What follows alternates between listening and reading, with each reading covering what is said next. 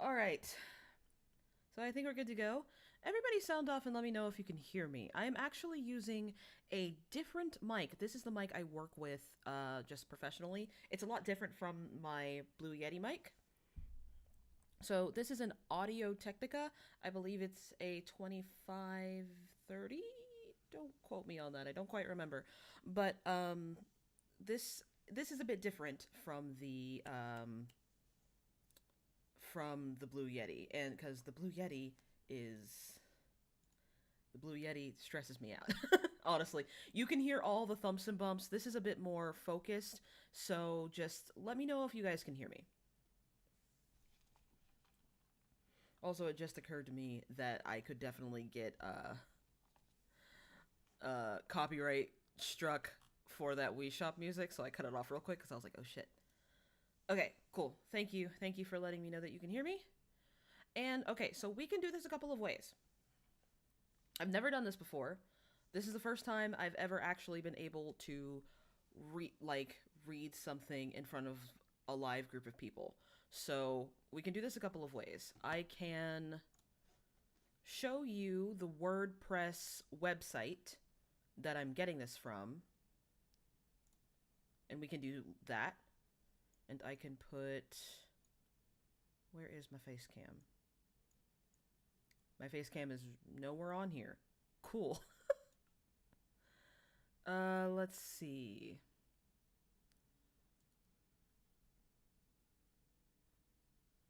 Video capture device. Let's put my face cam back.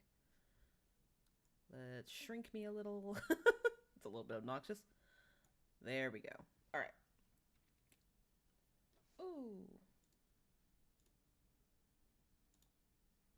Troll be gone.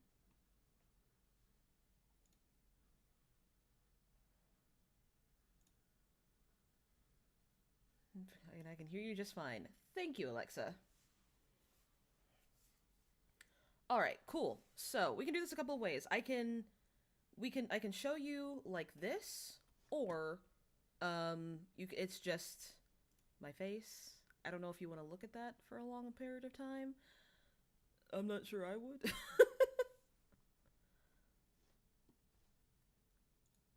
Okay, also let me make sure we can see the chat just fine. It's been a while since I've done a stream that didn't involve Sims. Okay, that's not... There we go. You know, I think this will be fine if I show you guys this, because that way you guys can follow along. And then let's turn on a little bit of ambiance.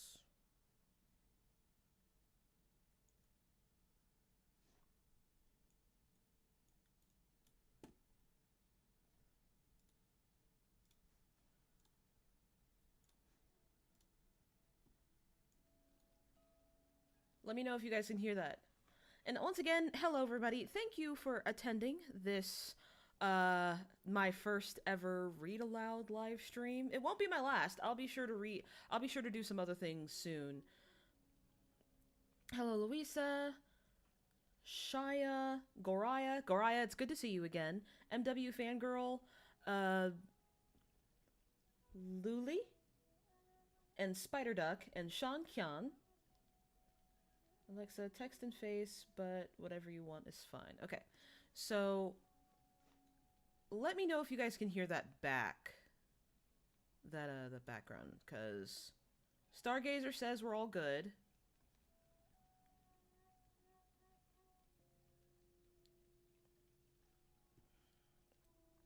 And also, this is mynoise.net, if you guys ever... Okay, so we're all good.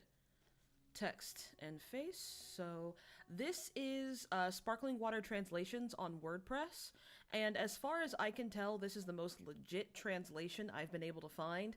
I know there is some on Wattpad, but I try to avoid Wattpad if I can. I'm not sure what I have against it, I just kind of do.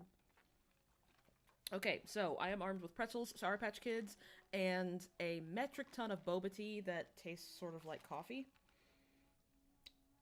So we'll see. Okay, but thank you all very, very much for attending this live stream. I will say that I am attempting to crowdfund a new camera. So if you guys feel so inclined, if you want to ask about donations or anything, just I have my Patreon linked in the description, I believe. And if you have any questions, just let me know. But for now, we're going to get started. And this is chapter 1 of Faraway Wanderers by Priest. And once again, if you have the chance, or if you, I know it's inaccessible here, but if you have the chance, please support the original release of not just of Word of Honor. Please, I was trying to be all professional, shit. Garaya made me laugh, and now I got distracted.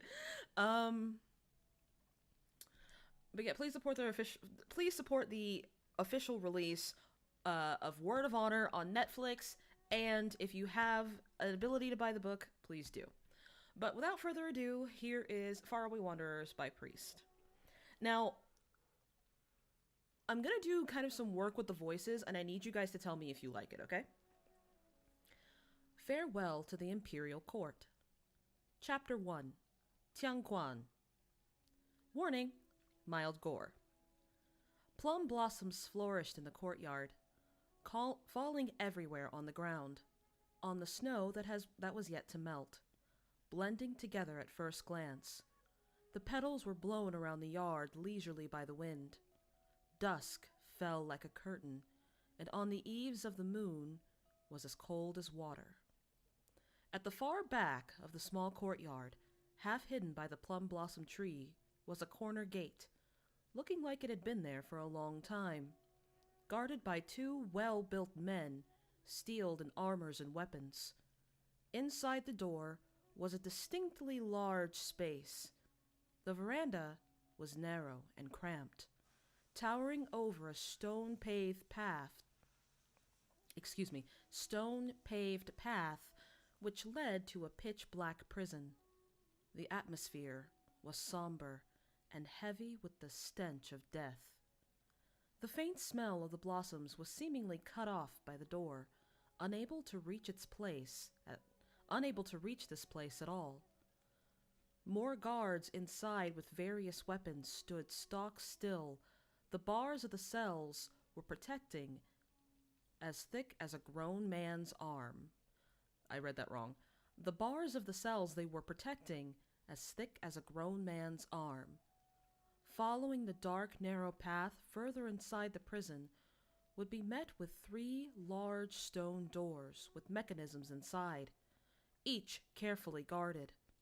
Behind those doors was completely devoid of mortal life, as if the long path leading there had been the road to the underworld, full of wronged souls, lit up by flickering lights that looked like will-o-wisps.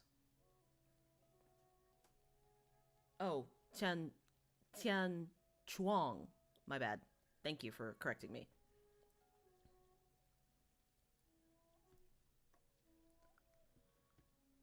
In the cell at the end of the prison, there was a low male voice saying something, followed by a short silence and ostensibly a tired sigh. Suddenly, a piercing scream cut through the pitch darkness in the prison, dimming the light for a split second. The scream was terribly ear-splitting, like that of a dying animal, giving any human soul the chills. One of the 2 guards outside, with their back towards the cell, seemed to be fresh blood with his young, inexperienced expression. He could not help but shiver after hearing the scream. but at a glance his companion showed the other playing deaf. Standing straight as a mountain, so he too recomposed and looked down. But that scream just got shriller and went on longer. The person kept screaming until their voice gave out and their breath became short. And eventually, the scream became moans and sobs, further evidence of their misery. The newcomer felt continuous goosebumps on his body. After about an hour, the sound finally died down. A short time passed by until a middle-aged man was dragged out by two people, looking half dead. His arms were bare, head lolled to one side, hair sweat-soaked, lips bitten raw, blood foaming at the corner of his mouth. No visible injuries, save for the 7 acupuncture points on his stomach and chest, which were stabbed into by deep crimson nails. It looked like a horrifying map. The young guard couldn't help but follow the man with his eyes until he disappeared behind a stone door. At that moment, someone behind him said, "Do you have regrets now, having seen that?" He visibly shook with fear, turning back to see a man in turquoise robes silently appearing behind him for heavens knew how long. The other guard had already knelt, so he quickly followed suit. "My lord." The man in robes seemed to be in his late 20s. Excuse me, why did I say it like that? Oh, thank you for the compliments, guys. The man in robes seemed to be in his late 20s, carrying himself with a scholarly grace, but there were traces of sickness in his complexion. His face was sharp, eyes bright, thick eyelashes seemingly hiding half his face when he looked down, which was a common habit. The rare times when the man looked up, a chilling cold in his eyes could be seen. The addition of an elegant slope of his nose and a contemptuous curl of lips was a treacherous touch to his handsome look. The man looked at the younger after noticing the honorifics, smiling gently. "You must be new?" The young man nodded. "Yes, my lord." He was then patted twice on the shoulder. "Then you must remember never to call me that from now on. The title is no longer mine. Simply call me Sir Zoe next time." The young man looked up quietly. The young man looked up quickly, then down again with respect. "Yes, Sir Zoe." I probably mispronounced that. I'm gonna rely on y'all's help for that one. He nodded, waving his arms. "You two can leave. I want some space for myself." 2 guards obeyed and walked out side by side. The younger one still could not help but look back for a second to see the robed man leaning on the doorframe, his eyes gazing at something in the air, but also nothing at the same time. Somehow, he thought the man looked like he wanted to leave for somewhere really far away. After the first iron door was let down, the old guard beside him suddenly spoke in a low voice. "Having seen Sir all amiable and gracious and scholarly, you believe that he's the one who put the nails of 7 apertures for 3 autumns in old B? Sorry. Not B. The younger... So the show name and the meaning of it. Okay, thank you very much, Alexa. The younger looked at him in shock, and the white-haired old man sighed. "There's still a lot you don't understand. If you enter Tian Chuang, there's no way out. Especially? I'm seeing words that aren't there. Escape will only result in either death or being completely disabled. Well, I'm glad that you're here, Garaya. By year 4, under the wrong Jia... Okay. I apologize in advance. Joe. Thank you, Alexa. Okay, by year 4, the wrong Jia reign of Da Qing, just by hearing the name Tian Chuang, could make the whole court quiver in fear. An organization of intelligence gatherers, assassins... I'm screwing up. An organization of intelligence gatherers and assassins loyal only to the Emperor. There was no information of their numbers or whereabouts. No doubt their power could extend to the end of the earth. Tian Chuang was formed by Emperor He Lanyi of the House Rong back when he was the crown prince, and by now it was already fully structured and strictly regulated.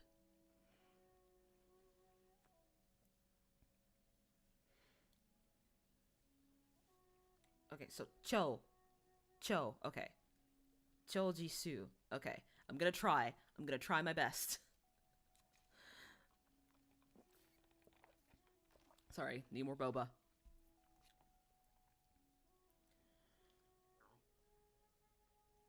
Okay. Tian Chuang was formed by... Oh, I read this. I read that already.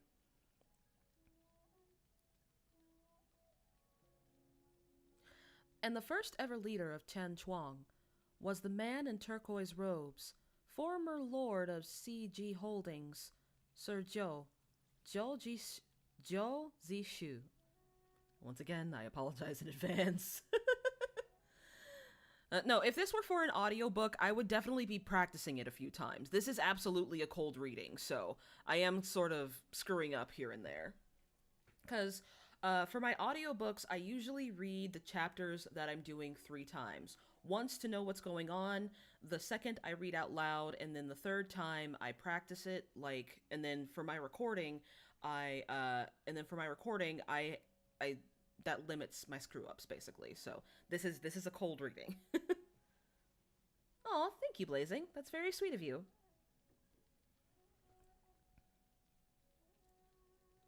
There were no secrets in Tian Chuang, whether it was about court business or pleasant problems, or whether it was about court business or peasant problems. Therefore, one of its rules was that if a person could still talk, they could not leave the organization unless they were dead or asked for the nails themselves. The nails of 7 apertures for 3 autumns punishment meant that the person would be stabbed by poisonous nails into the 7 most important acupuncture points on their upper body by internal force, blocking their 8 meridians, crippling their martial arts skills and their ability to speak or move. After 3 years, the poison would fully spread into their viscera, and they would kick the bucket. They would live their lives without purpose in those 3 years, and the experience made it worse than death itself. But even then, there were still some voluntarily wanting to be put in near coma just to leave Tian Chuang. Those 3 years for them were the greatest favor. After dismissing everyone, Zhou Zishu returned to the small cell, closing the door, hands behind his back, pacing around in deep thoughts for a while. Then he stopped at a corner of the room, taking out a small box with the nails inside. Those terrifying tiny things carried a grim aroma, not unlike peach blossoms.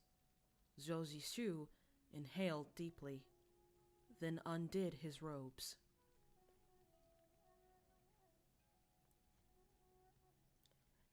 He Li Yan Yi. Okay, thank you. I'm gonna try that. I'm gonna try. I can't guarantee that. Cho Zishu. Cho Zishu. Zishu. Thank you, Blazing. I might give that a try. I'm actually gonna put the chat in a better place. Give me just a second. Because chat right now is all the way on the other side of the monitor. And that's quite distracting.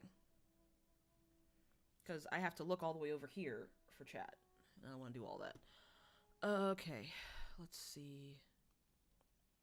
He looked relatively well built, but once the robes were removed, a shriveled body came into view. Like something had drained life completely out of it. On his haggard frame were 6 nails, already being put in for apparently a long time ago, having almost become one with the flesh. He looked down at his body, smiling at himself mockingly and picking up a knife nearby. Slightly gritting his teeth, he made quick work cutting away the flesh that clung to the nails as if it's not flesh of his own. It's a weird translation. His chest was quickly soaked in blood, but the nails looked new again. Like something was let loose, he cried out in pain, weakly leaning onto the wall in the corner and slowly sliding down, body trembling uncontrollably. His lips were deathly pale, teeth still gritted. Then he suddenly convulsed, eyes wide open, then slowly closed right after, head twisted to one side. Blanched and covered in blood, he looked like a corpse. Only until dawn broke did the man coiled in the corner of the cell twitch. His eyes then opened slowly, and he tried to get up. But his weak legs gave out, and he fell.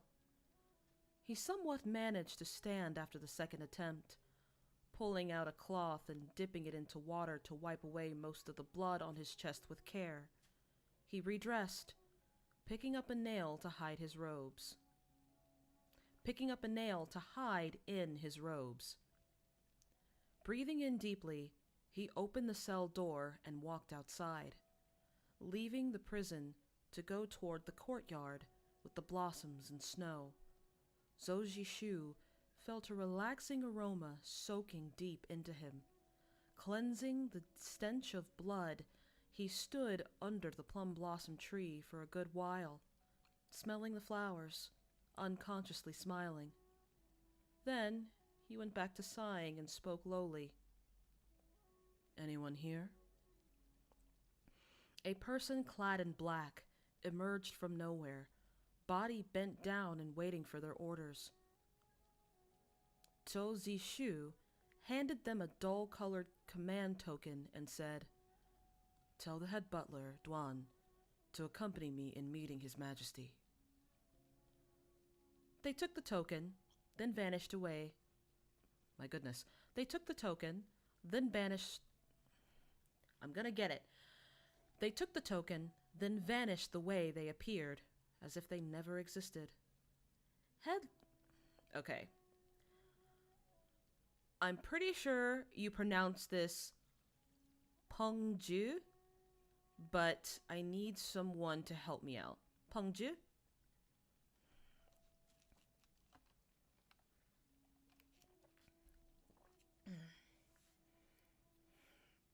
I'm not used to doing this sitting down.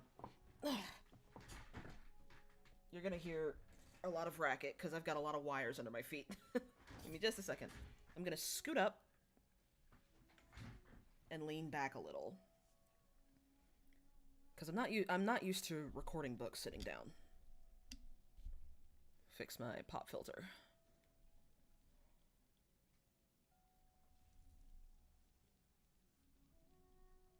Okay. Oh, and hello, Catherine, and thank you for clearing that up for me. Okay. I'm not used to working with this mic while sitting down, so I apologize in advance if you hear, these bump up against my my pop filter. You know what?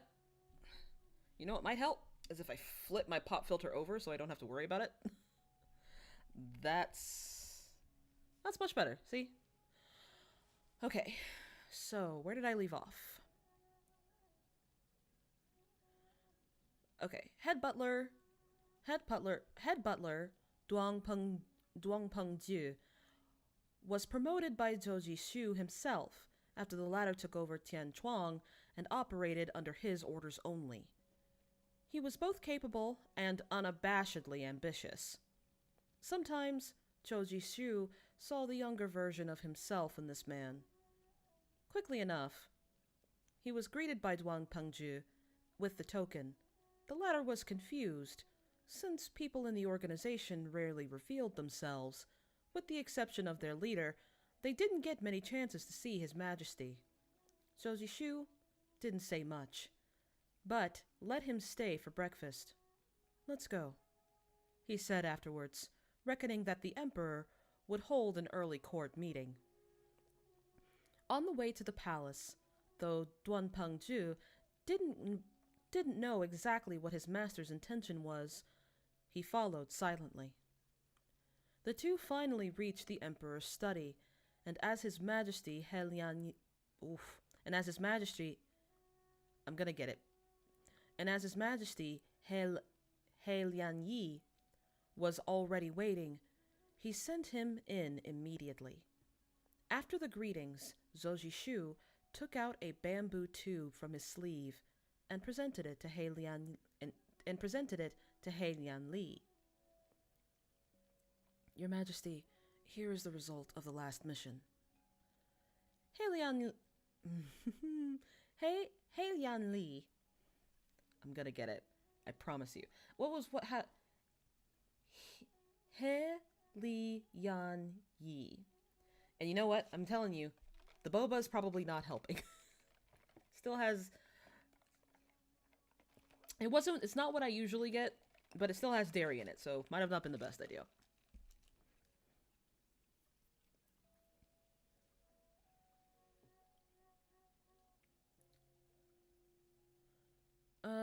Instead, he sized up Zhou Jishu, frowning. "You are looking increasingly unwell lately. It is important that you call for the royal physician after this. Do not just rely on your youthful strength and overlook any internal injuries." Zhou Jishu smiled, but didn't nod, only replying, "I'm undeserved of your Majesty's worry." He Lian Li glanced at Duan Pengju and asked after minutes of surprise, "Why is Pengju here too?" "Oh, why is Pengju here too?" "It has been a while since I last saw you. Still in high spirit, I see." Duan Pengju smiled, eyes narrowed. "It is my great honor that I am still in your Majesty's thoughts." He Lian Li sensed that Zhou Jishu had something else to report to him, so he entertained the business with the bamboo tube first, extracting a small note from inside. Skimming through quickly with a smile on his face, he raised his head at Zhou Jishu. "It was perfectly executed. With what do you want to be rewarded this time, Jishu?" This was it. Zhou Jishu suddenly knelt. Duan Pengju in tow, since the latter didn't know what else to do. He Lian Li frowned. "What are you doing?" Zhou Jishu was almost out of breath, replying softly, "I dare only ask one favor from your Majesty."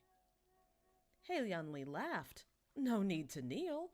After having risked your life and limb for me, with the exception of this nation, do you really think I wouldn't give you anything of your desire? Just stand up and speak." Zhou Jishu straightened his back, still kneeling. Then he quietly removed the front layers of thick robes, and the smell of blood was instantly in everyone's face. His recently scabbed wounds were bleeding again, possibly from the rocky horse ride. "Jishu!" He Lian Li sprung up from his seat. Duan Pengju was terrified into silence. Zhou Jishu opened his slender palm, which on a single nail rested. Your Majesty, I have put 6 of them in myself. The 7th one will render me unable to take care of royal matters. I hereby come to say farewell, and only ask that your Majesty lets Pengzhu carry out my request. Hey, I'm gonna get it.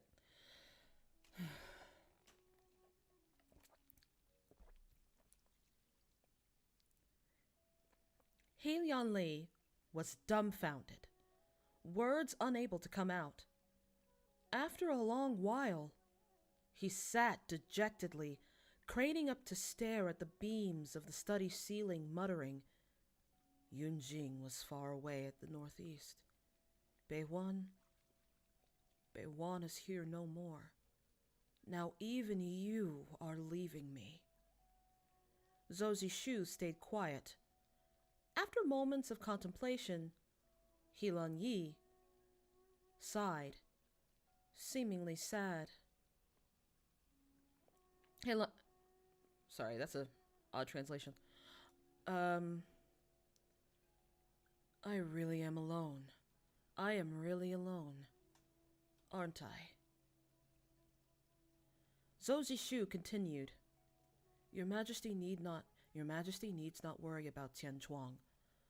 Pengzhu has been assisting me for years. I leave this in his capability. Duang Pengzhu interrupted. My lord, you must not say that! I have never had such intentions. You cannot! Zhou Zishu whispered. They are the nails of 7 apertures for 3 autumns. I will eventually die after 3 years. The bow has already been drawn. It won't be stopped. He bowed to He Lianli, refusing to look up even after he's done. Please take all these years I have been in your family's servitude. I have been in your Majesty's servitude into consideration, and have my wish fulfilled.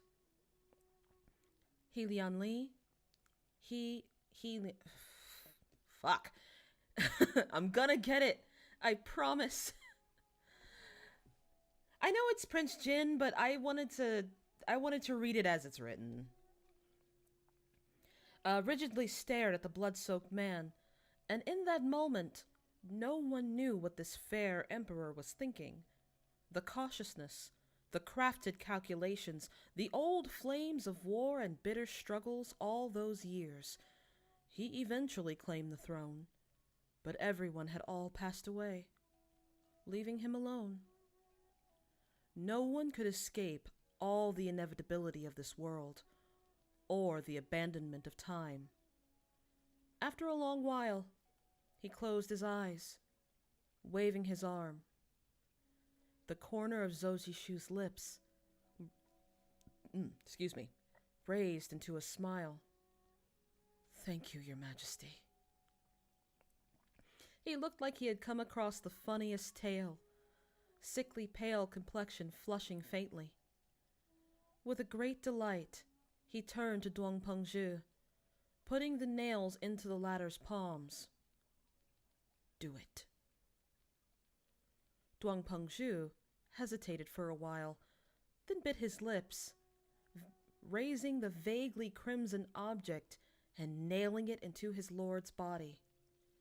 After years of witnessing, he knew this process would bring great pain, to the point that even the strongest man would cower and scream.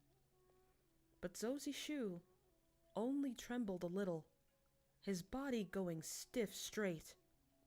There was no screaming, only occasional, inaudible groans, and even those groans seemed to contain joy.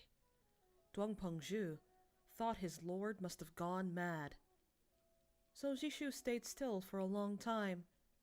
Then he turned to He Lianli, with his head down, his face white as paper. The strength in his body was slowly diminishing, the numbness creeping in. His last words were, Your Majesty must take care. Without even waiting for an answer from Helion Lee, he walked out of the study, all the baggage over the years now light as a feather. His silhouette seemed to flash for a moment, and he vanished without a trace. Whew, okay. Excuse me.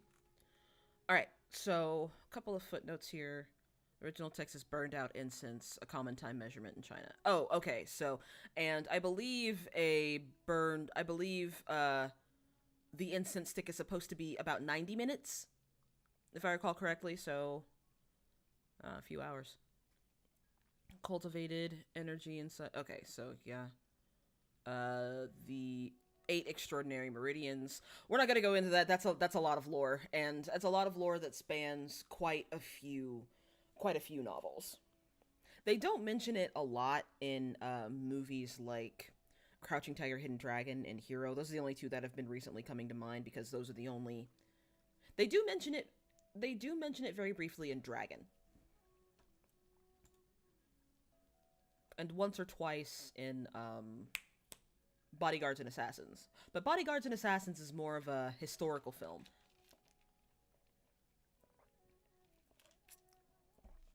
Alright, how was chapter 1? Not too many mistakes, I hope?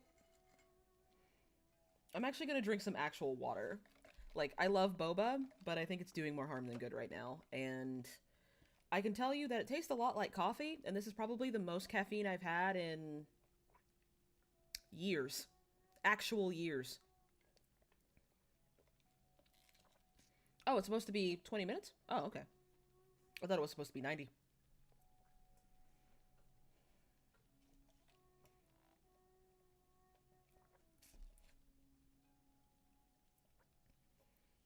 Most commonly, I think it's 20 minutes. Okay. That helps. Thank you.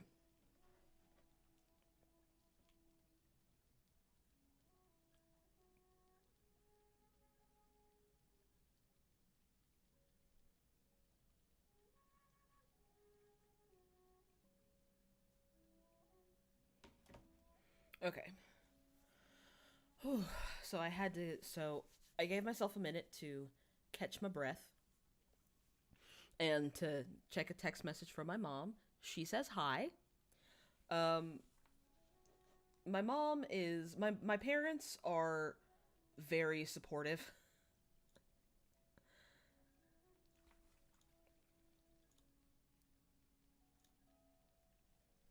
My parents are normally very supportive of the stuff I do. As a matter of fact, when I quit my job at first, my mom was like, listen, as long as you have a way to make money, do what you need to do. And they've been really chill about it. So she was really happy to know that I was doing, though I'm used to reading much faster. I know, right? Yeah, sorry. I used to be, like I said, I would normally read quite a bit faster if I had my average, like, practice time, but this was something that had to happen very quickly because I'm missing. You're actually reading a bedtime story for me right now. Well, if I happen to put you to sleep, I am gonna say good night in advance, and I hope you sleep well. Okay. I usually take about 5-minute breaks between every chapter because usually the chapters I do, okay, some of the books I read are like truly awful, and some of them have chapters that take me 45 minutes to read because of all the grammatical and spelling errors, and they take so long to read. This is like, compared to the last book I worked on, this is piece of cake. Easy. The last book I read, you know what? I'll keep going, but I'll tell you later. I'll describe it later once I finish. I plan on at least getting to chapter 6, but I might not be able to do that because I have somewhere to be at 4. So I love blind readings. Yeah, as a matter of fact, why don't you guys go ahead and leave suggestions of things I should read in the future? I would like to do this more often. Excuse me. Of course, we might have to do this on Twitch because I don't want to get DMCA'd, but, you know. So that shows her vague concept. I can never remember their names. I had you get better at it when you read stuff like this. You get better at remembering people's names. Okay, let's have some actual water.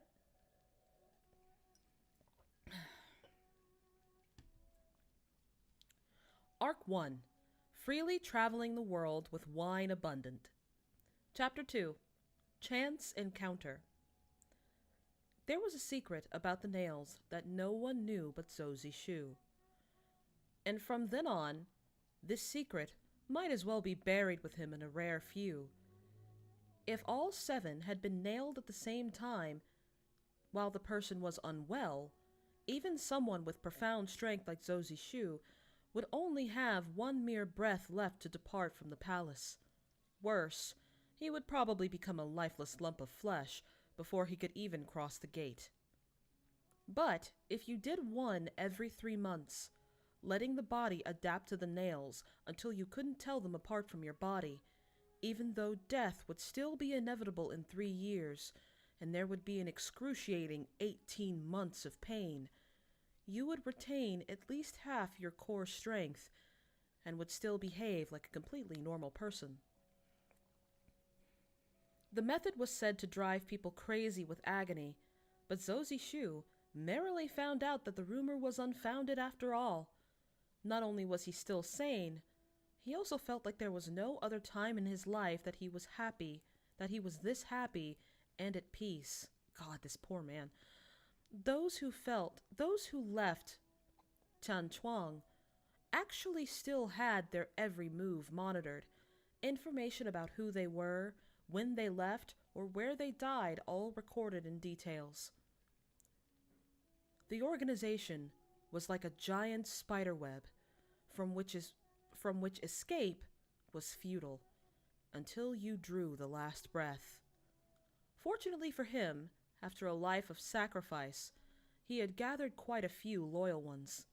Zozie Shu, trained by the emperor to be a master of all trades for the position of Tianchuang's leader, was highly skilled in martial arts and disguise. It was impossible to recognize him the moment he joined a crowd. And so, once the most frightening individual in the palace... I was so close. And so, the once most frightening individual in the palace vanished. In his place, a free-spirited, miserable-looking wanderer riding a thin horse, gnawing a straw in his mouth while humming folk songs. He became the first to actually get away from the network, just like that. On his face was a not quite refined mask, painted with sickly colored blotches, so that at first glance he looked like someone on the brink of death.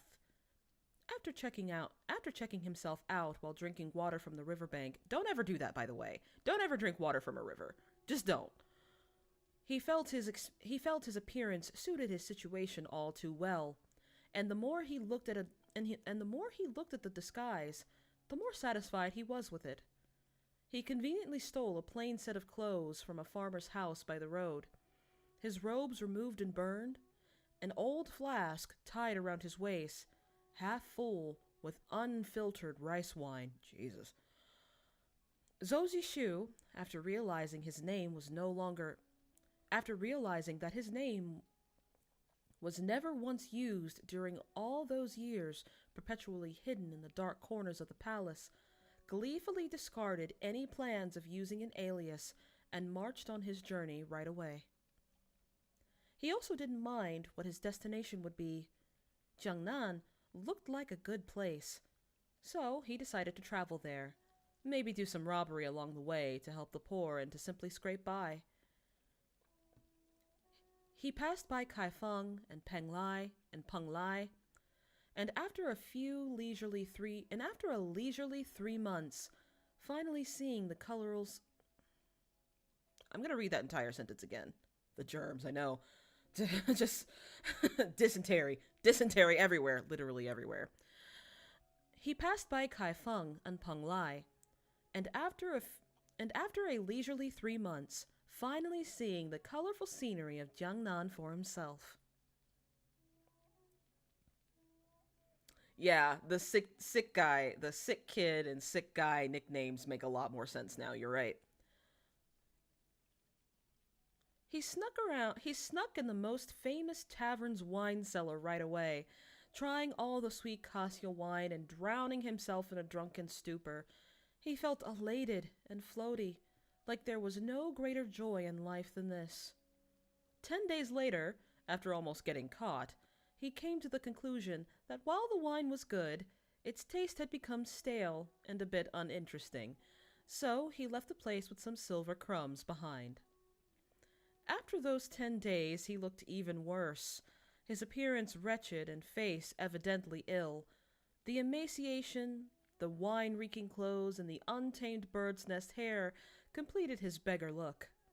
Which is why, when he was sitting by the roadside sunbathing, a young chubby girl skipped her way around him, holding a copper coin in her palm, but not knowing where to drop it in.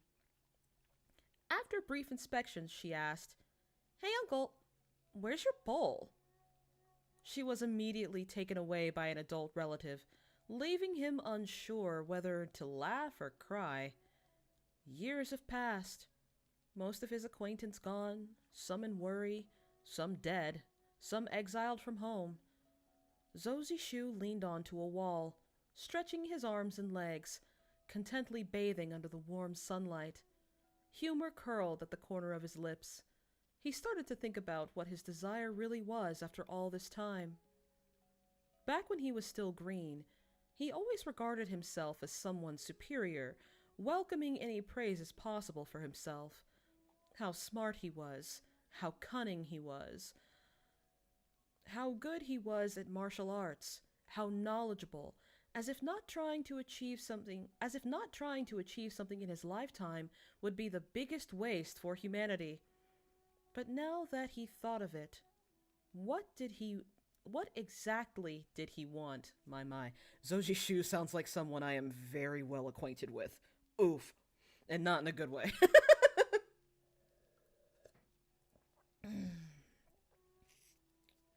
Yeah. The water is a lot more useful than the boba, even though I'm gonna drink all of this by the end of the day. Like I said, it's the most caffeine I've had in a hot second.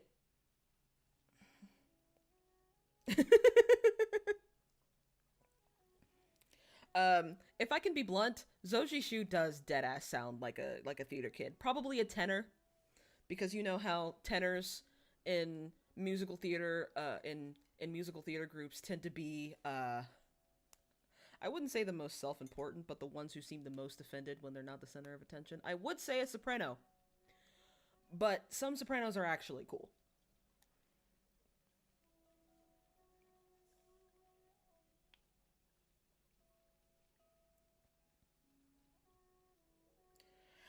The phrase "not knowing whether to laugh or cry," I guess, is sort of the the equivalent of saying it felt liberating and damning at the same time, which is a phrase I used to use a lot in my writing, and I've had many a beta reader be like, "Stop fucking using that phrase." He was the girl boss of the Jianghu. That's great. Let's see. Where'd I leave off? Oh, but now that I thought of it, what exactly did he want? And what had he lost? He had thrown away his freedom to serve royalty in the dark, his life in a never-ending circle. Anything he had ever owned had to become compensations for the acts he had committed. Now he was just a loner with empty hands, having racked his brain for a triumphant escape plan that put his life at risk. He even thought it was so smart of him to have succeeded. He suddenly pitied himself, feeling like the most foolish man, even in the most foolish world. How long had it been since he let himself simply bask in the sun by the road like this? Love that for spider duck, that's hilarious. It was terribly amusing that the pedestrians walking by in haste seemed to be in even greater hurry than him, a half-dead person. In a nearby tavern, A bright female voice rung out. Master, would you look at that man? If he's a beggar... I'm gonna have to work on Guxiang's voice. If he's a beggar, why doesn't he own a mere broken bowl? If he isn't, then why does he keep sitting there? Why does he keep sitting there the whole morning, doing nothing and smiling foolishly? He must be an idiot, don't you think? I'm really gonna have to work on Guxiang's voice. Oddly enough, I'm not good at female voices. Rachel from Glow. Oh my god. Oh my god, you're right though.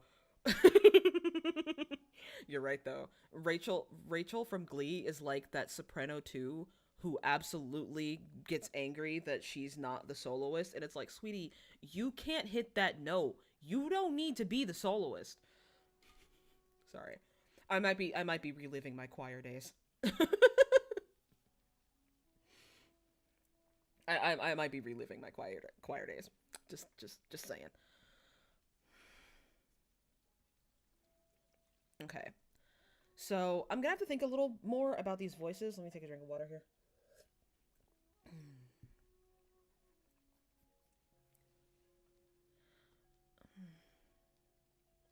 Even though Zhou Jishu retained half his martial arts skills, his hearing was as excellent as ever. The girl was a noisy road away, and her voice at a medium volume, but he didn't miss a single word nonetheless. Before he could get a chance to silently mock himself, he heard a male voice saying, "He's just sunbathing." The voice was deep, very pleasant to the ears, with every word enunciated slowly and clearly. Oh, wow, I'm really gonna have to work on that. Zhou Jishu couldn't help but raise his head.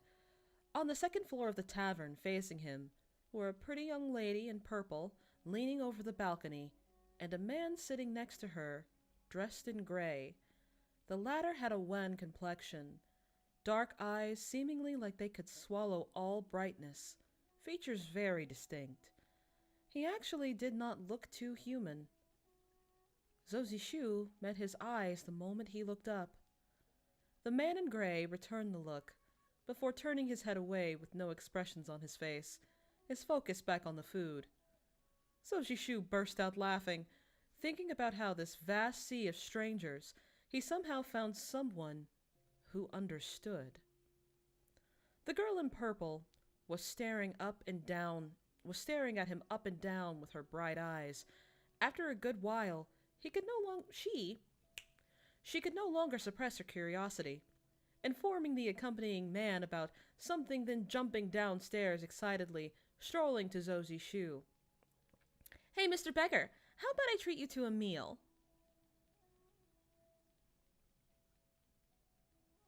Like Wei Wuxian from the Donghua. Yeah, I'm thinking about that. He is just sunbathing. Yeah. I think what I'm gonna have to do is sit up a little for this. Like I said, I'm not used to doing this while sitting. I might stand, depending on how weird the voices get.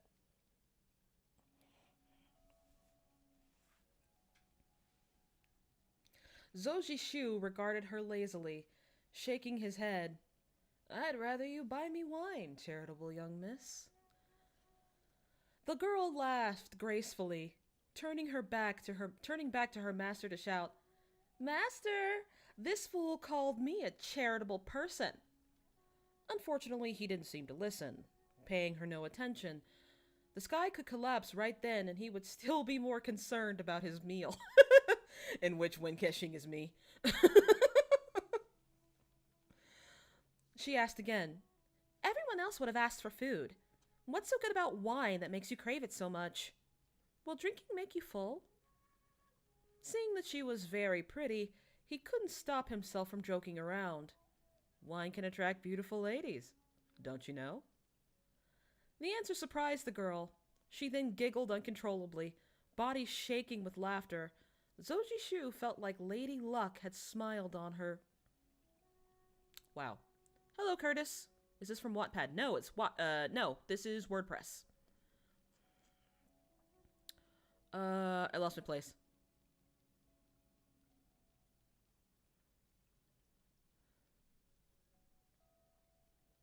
Yeah, someone actually said that the Ghost Valley are the theater kids of the Young-Hu. That was pretty funny. Actually, I'm quite sure it was you that left that comment.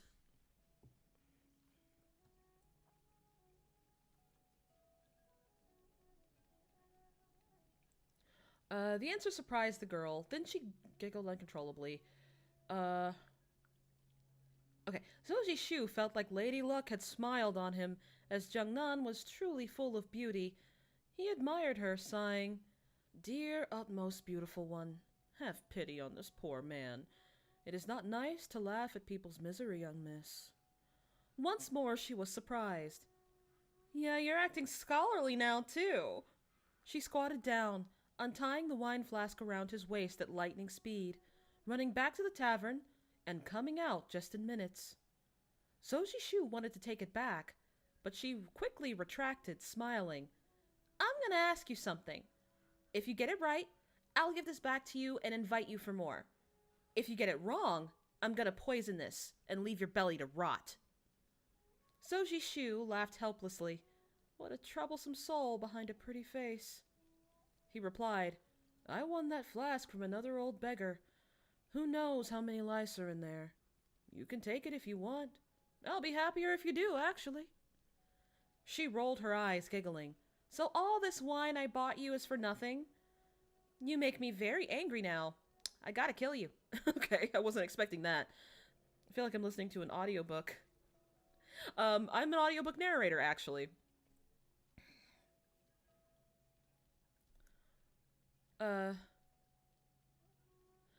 So all this wine I brought for you is nothing? You make me very angry now. I gotta kill you." This little devil, he thought. What a waste of beauty. He complied. "Go on, ask me then." "Why are you out here begging if you don't even have a bowl?" Zoji Shu stared at her. "Who said I'm begging for anything? I'm simply sunbathing in this corner." The girl startled, unconsciously looking back at the man on the tavern's second floor. It's clear that he had exceptional hearing, too, but his movements only stilled for a split second after the conversation. With a straight face, he dove back into his food without a care. Me.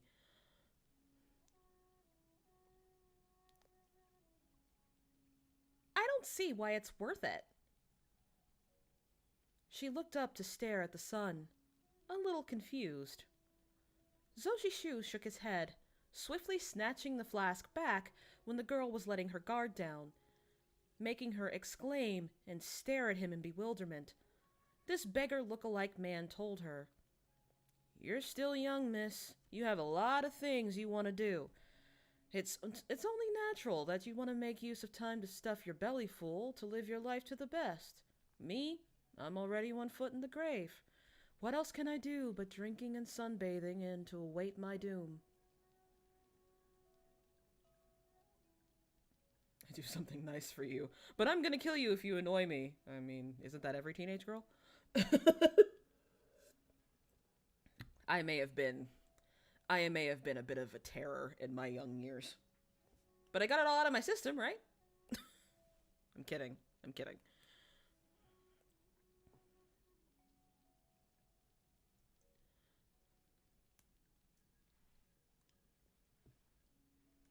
Okay.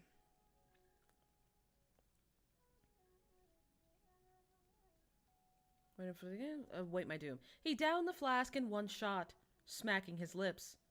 "Such good wine." "Many thanks, young miss." On instinct, the girl tried to snatch at Zozi's shoe when he was walking away. She considered her kung fu to be quite competent, but unexpectedly, she didn't even manage to touch him, despite the man looking like he was only an arm lengths away. In no time, the beggar disappeared into the crowd, unable to be seen again.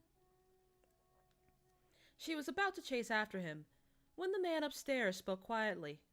"Xiang, even if you're not capable enough, I didn't know your eyesight's also that bad. Stop embarrassing yourself further." His tone was just above a whisper. No strength to it, yet it traveled from the second floor, across the crowded street to reach the girl's ears directly. Well, that's what happens when your parents scold you from across. Like, you can hear your parents scolding you from, like, from upstairs. I know I can. I'm 31, and I can still hear my parents call me by my first name. Kiana. It's like, oh, Jesus. I mean, that's not... You guys know that TK is just a pseudonym. I've told you that before.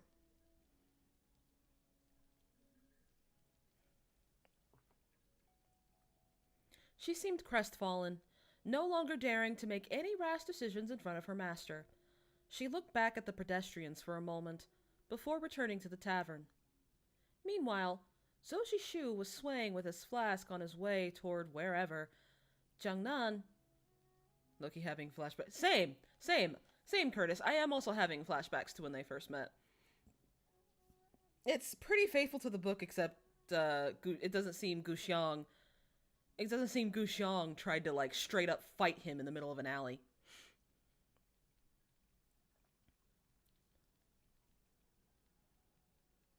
Meanwhile, Zoji Shu was swaying with his flask on his way toward wherever.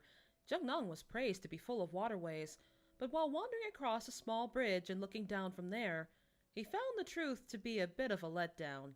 Reckoning that no inns would welcome him, he followed along the riverbank outside of the city. On the river were small fishing boats, which also acted as ferries for passerby. It was springtime, so the boats were stuffed full of sightseers. After great difficulty, he finally found a fisherman with his boat docked. His boat with black sails was right beside other busy ones. It was quite a mystery how unoccupied this one was. On the shore, the fisherman was sprawled out on his back, napping, covered by a straw hat, with only a head of gray hair sticking out. Zoji Shu went to sit beside him, waiting for the old man to wake up. But after just minutes, the fisherman was unable to sleep anymore. He yanked the straw hat away from his face, huffing angrily, staring at the younger with great animosity. "Damn it, don't you see I'm fucking sleeping?" he cursed. Zoji Shu wasn't at all offended. "Hey, old man, you want to do some business?" The fisherman cursed again. "You little shit. Is your mouth speaking or farting? Speak the fuck up if you want to use the boat."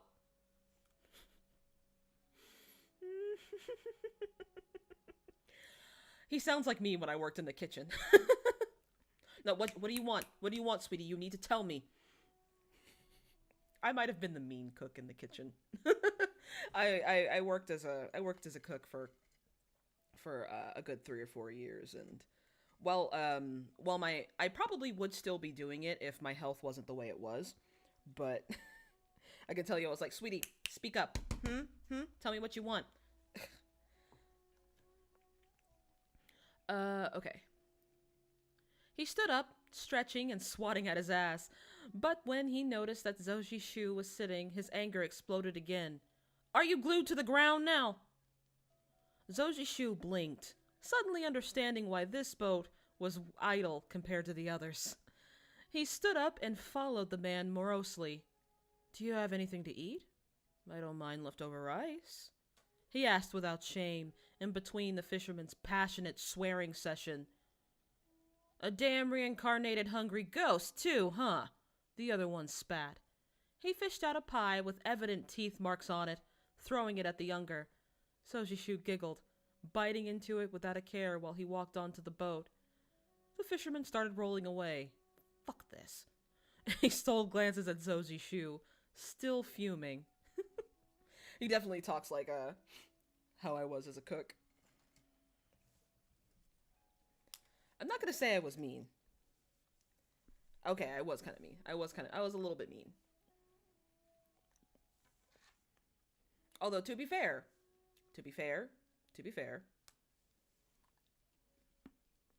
but I prefer their, instead of just sitting next to him, yeah, like, the guy was sleeping and he just sat there and stared at him until he moved.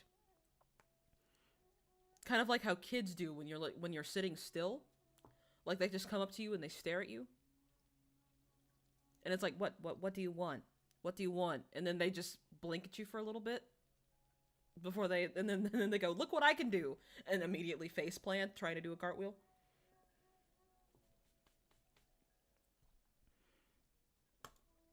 All right, next chapter. Okay, so as I'm reading this, I'm becoming a bit more accustomed to just saying things, getting more accustomed to reading. How are you guys liking it so far? I feel like I'm not doing as good as I usually do when it comes to reading.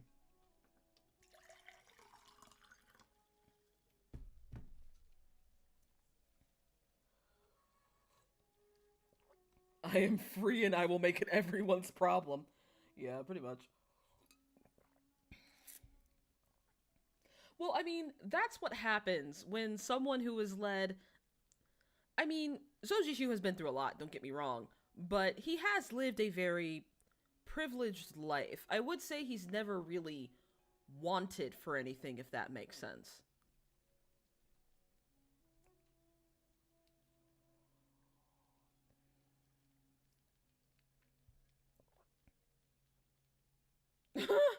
Oh no, that's so wrong. Why would they say that? That's so rude. So like I said, I have no. I look like Norbit. Yeah, kids really don't have a filter. I remember this one kid. He was like, "Why are you wearing that hat?" And I was like, well, it's because, my hair falls out and sometimes it's kind of embarrassing. So I keep the hat on because if I don't, my hair will just sort of fall out and it'll like get everywhere." And he goes, and he when he looks at me and he goes, "So you're bald?" I was like, "Well, not really." And he goes, "Why are you bald?" And I was like, "I'm not going to explain to this kid." And I was like, I'm not bald. I just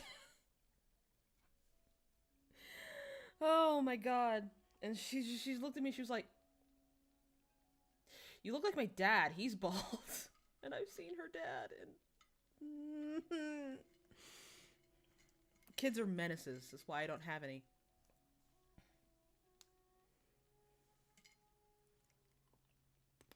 Okay. Thank you for letting me know that you guys enjoy this. Now, I do have a question before I read chapter 3. Is this something that you guys would like me to do weekly? Because it might not be weekly, it could be bi-weekly, it depends on how much time I have. One of the reasons why I am able to do this today is because usually my boyfriend and I have date nights on Fridays. So usually that's when I do most of my writing work, not any of my voice work. I usually don't do any editing on Friday.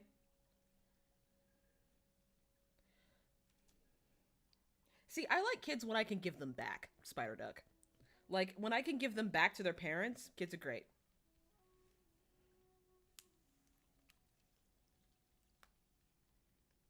Birds now. Oh no. Hashtag fro problems. I used to have quite a big fro myself, but I no longer because I'm going bald. Now, also, I will say, next month I am going to go see a hair specialist, so there is a possibility that my hair could actually grow back. My mom's grew back because my mom and I have the same. My mom and I have the same genetic condition. It's an autoimmune disorder, and but hers grew back. Hers grew back after like a month. So I'm going to go see the same specialist next month. So there's a possibility that my hair could start growing back.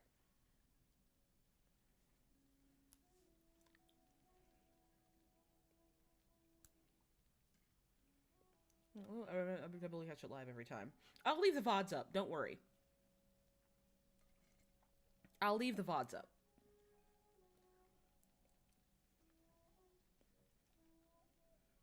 Okay. Also, it's worth noting that if any of you guys have, like, books that you want me to read, like if you have written books and that you want me to read, like, please send me an email. My emails are absolutely open to you guys, and it's on my profile. I work with authors directly all the time. We don't always have to go through ACX.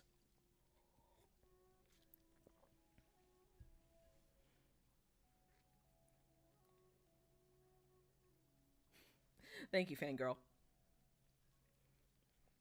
It's very curly. Ah, gotcha. All right. I will say, as much as I like the character Saz Catroy from, as much as I love the character Saz Catroy from Final Fantasy 13, I will say he set Fro representation back like a couple of years. If you don't know who that is, just look him up, and you'll see what I mean. Cause yeah, his hair was a literal bird's nest, and to this day it bothers me. All right, as someone with 4C hair, it bothers me. All right, so let's move on. A little bit more water.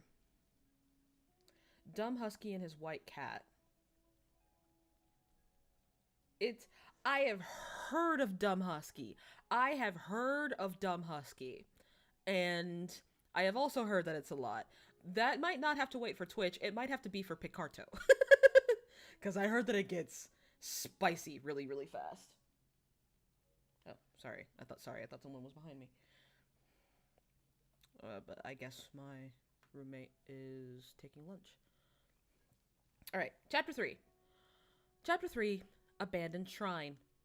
At this point in life, Zoji Shu was not in the least concerned about anything.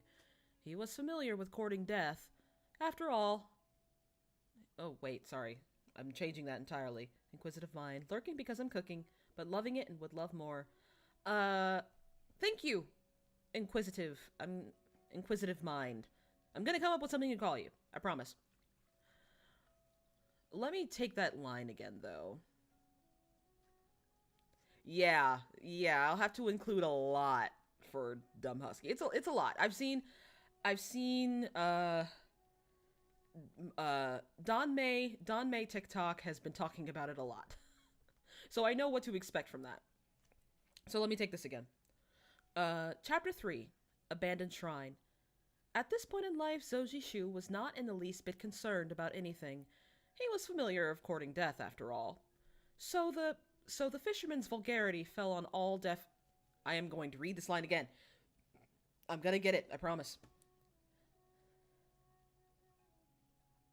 At this point in life, Zoji Shu was not in the least bit concerned about anything.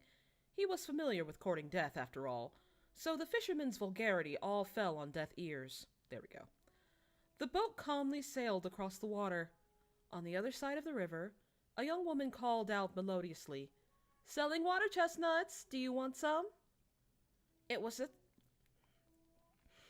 if time had slowed down with the river flow to a sluggish speed. Even if I die right here, it'll be worth it, Zoji Shu mused. The idea had crossed him before, back when he was in the middle of climbing the Mountain of Immortals with Peng Lai. But then he remembered he hadn't visited Jiangnan in all of its natural beauty, so down south he had gone, and again had the thought resurfaced at this place. An unknown emotion surged up inside him. He bit into the dry and hard pie, trying his hardest to chew and swallow, then tilted his head to side in contemplation. He was done traveling through Jiangnan, but there were still the 3 famous and 5 sacred mountains to see. Stopping here would be a great pity. Because of that, all thoughts about dying here were dropped. All of a sudden, as if choked on his own saliva, the fisherman stopped swearing. He bent down, head inclined to a vague direction, unblinking. Zoji Shu was intrigued, so he stuck his head out from inside the boat's deck to follow the old man's gaze. He saw him scrutinizing 2 people walking by the riverbank. They were the good-looking man in gray and the pretty young lady in purple when he met back in the tavern. The fisherman might be old, but he was exceptionally perceptive, and when taking a closer look at him, One could see protruding temples under unruly hair, thick, strong hands, and corded muscles. It was very clear there was more to him than met the eye.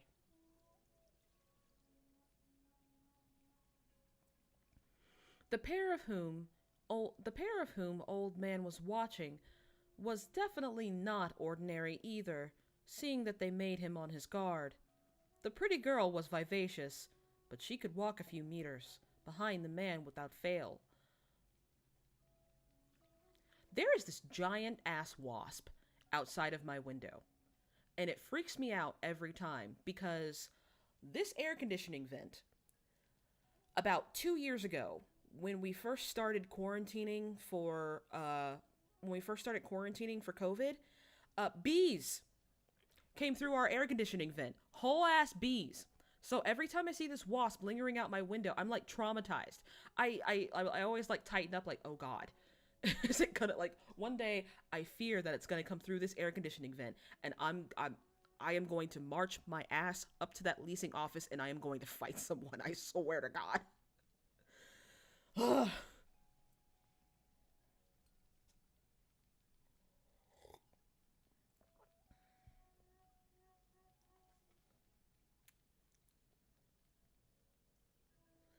This apartment is not worth the almost $1,500 of rent I pay for it. Well, me and my roommate pay for it.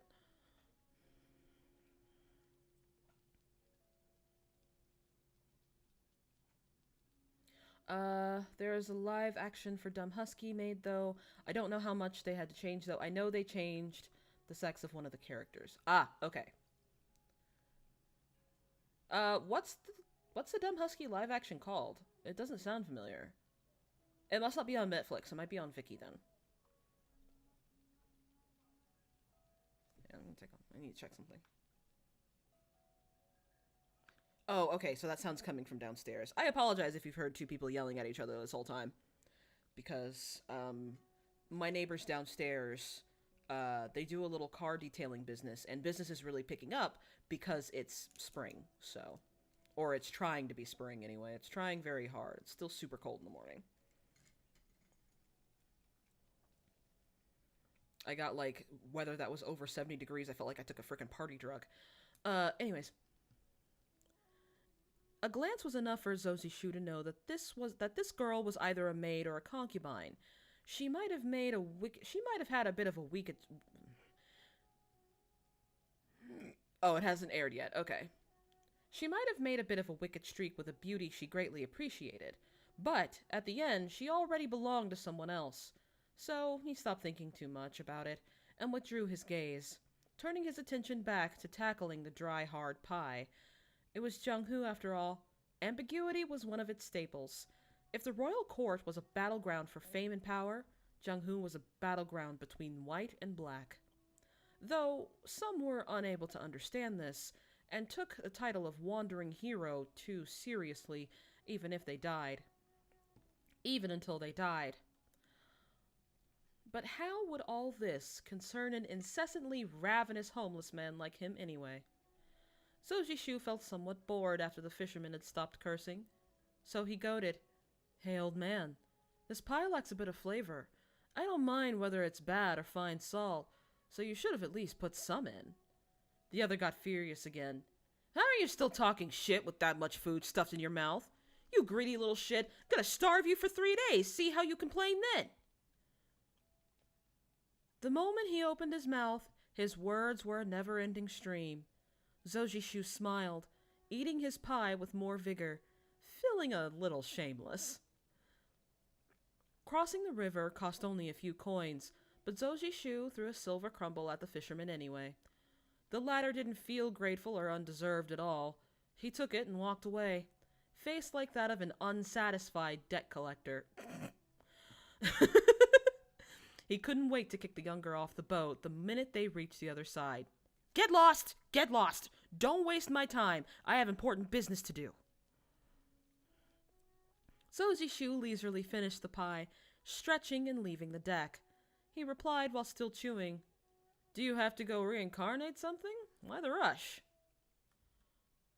The fisherman's eyes were as big as saucers, looking like he wanted to curse the brat's entire family and ancestors. But he swallowed his fury once he reminded himself of something, grumblingly sailing away instead. It was a good thing that this fisherman act was a disguise of his, or for whatever. It was a good thing this fisherman act was just a disguise for his whatever business. If he was truly one, then he would be piss poor. Staring at the boat sailing further away from sight, Zishu deliberately muttered a regard of absolute literary excellence. Staring at the boat sailing further away from sight, Zishu deliberately muttered a regard of absolute literary excellence. Fuck you. For most of his life, he had mingled with the cultured but degenerate side of society. All they did was spout Confucius this and Confucius that. Never did a rude word escape their mouth. He felt incredibly delighted after blurting out that curse, as if years of pent-up frustrations have vanished completely with it. And to his surprise revelation, cursing turned out to be such an enjoyable thing to do. He was all smiles, whispering once more, "Eat shit, bastard! Got my money and couldn't do his job right." After mulling over the words, he felt like they tasted even sweeter, and that lifted his mood greatly. With content, he walked along the river bank. This guy is acting like a... Ooh, I almost said something super rude. I'm gonna say it. This guy is acting like a pastor's kid once they go to college. Not that I would know anything about that.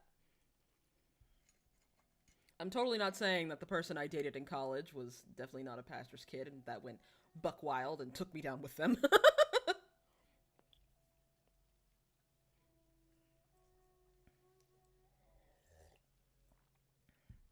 Oh, trust me, you either find out the joys of cursing, or it finds you.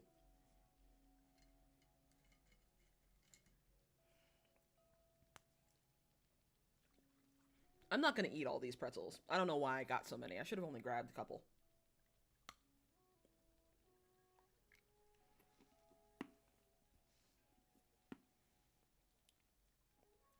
He was a civil servant for years. He deserves a curse, yeah. Honestly, any outward expression of frustration is therapeutic. I don't care what anyone says. Like, expressing negativity is just as important as expressing positivity. Now, there's always, you gotta find a happy medium. There's always a chance that you express too much of both. But either way, I mean, come on. Sometimes getting all that frustration is good for you.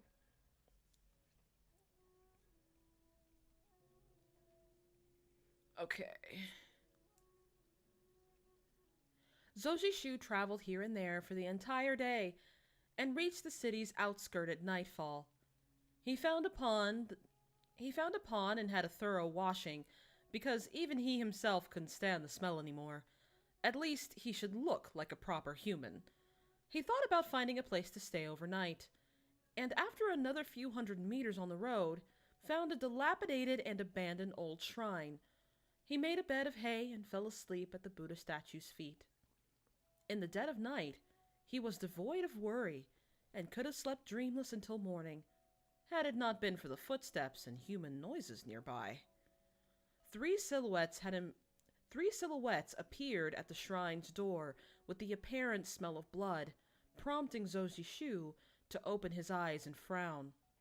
The injured one was wearing a hat, supported by a boy in his teens, who had some basic kung fu in him, but the energy of which was still unstable. Like a sick bull, he was in shortage of breath, helping the injured with strenuous feet. The last person was an old woman dressed like a servant, staggering behind them with a bag in her hold. The young man walked through the door, scanning the shrine cautiously like a wounded animal. He didn't notice Zojishu as the ladder was hidden at the in the statues casting shadow. There we go. Jesus Christ. His breath feather light. Turning to the man with the hat, he said quietly, "Uncle Lee, let's hide here for a bit. Your wound." He didn't get a chance to finish, as the one talking struggled out of his He didn't get a chance to finish, as the one he was talking to struggled out of his assistance, trying his best to stand, and made a salutation in the direction of Zoji Shu. Ah, this friend. He trailed off after raising his head. Zoji Shu could see clearly too. This person was the fisherman he met before. On his back was a sword wound, soaking his entire body in crimson. The younger sat up straight. "It's you!" The fisherman laughed bitterly. "Damn it, of course it's the beggar brat."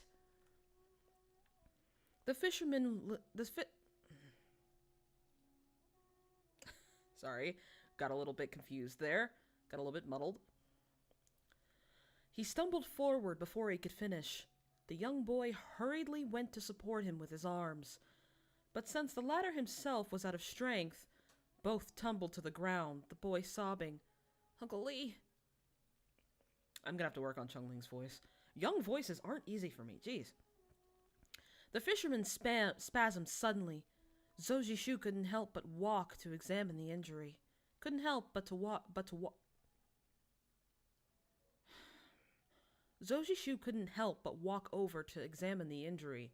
Sorry, couldn't help but to is not proper grammar. But for some reason I got stuck. To examine the injury, noticing a strange purple color mixed in with the normal redness of blood, the effect of which being his deathly pale lips. He frowned. The old man tried his hardest to smile and spoke in a low voice. "It's not like you were shitting on your ancestors, boy. Would you stop with the tears already? I'm not even dead yet." The woman was also wiping her tears. "Old Lee, what would our young master do if something happened to you?" He stared at her. Inhaling with great difficulty, he told the boy, shaking, "I am just someone with no future. But I owed your father a long time ago. Apart from my own life, I have nothing else to pay this debt with." He coughed and spasmed again right after. "Young man, remember this carefully." He didn't get to tell the boy what to remember, as more urgent footsteps could be heard outside the shrine. A man clad in black walked in. He didn't even bother to cover his face, on which was a scar from a knife cut. Seeing three-cornered like rats, his mouth twisted. "You did well, being able to escape this far." The boy bit his lips, pulled out the sword around his hip, throwing himself at the man in black. "I'm gonna kill you!" This was terrible. Oh, fuck. Sometimes I get embarrassed when I screw up like that. It was terribly unfortunate that it was terribly unfortunate that his astonishing momentum was not backed up with enough skills. No matter how promising he looked, his execution was clumsy and showed his inexperience. He was disarmed with a flick of the hand before he could land a hit, and was knocked back a few minutes after a blow to the stomach. The boy stood up after that, face covered in grime. Without fear, he shouted and charged again empty-handed. The fisherman also wanted to stand, but he was so heavily injured that he fell back right away. The enemy smiled coyly. "Look at this rabbit trying to bite." He dodged the attack, fingers crooked with the intention of clawing at the middle of the boy's back. Under the moonlight, those fingers didn't seem to be made out of human flesh and blood. They glowed a faint blue, ready to deliver the killing blow. Initially, Zoji Shu refrained from sticking his nose into this, but he had somewhat of a fate with this fisherman, having been on the same boat with him, and the boy was too young to be met with death at his age. He took a small rock in his palm before he could shoot it. He took a small rock in his palm, but before he could shoot it, there was suddenly a whistle. The man in black flinched and threw himself flat to the ground, making the boy trip in midair since he caught nothing. At the place where the man in black stood, moments before, there was a hidden weapon in the shape of a lotus. They heard a delicate female voice. What kind of person bullies elders and children this late at night in the middle of nowhere? How audacious! Zoji Shu startled, as his voice was quite familiar. He withdrew this voice was quite familiar. He withdrew the small rock, returning to his makeshift bed to watch things unfold silently. The man in black's expression twitched, gaze throbbing. Zoji Shu thought it was because of the scar acting up. His face froze, looking a little funny despite the viciousness. He spoke angrily. "Show yourself, you whore!"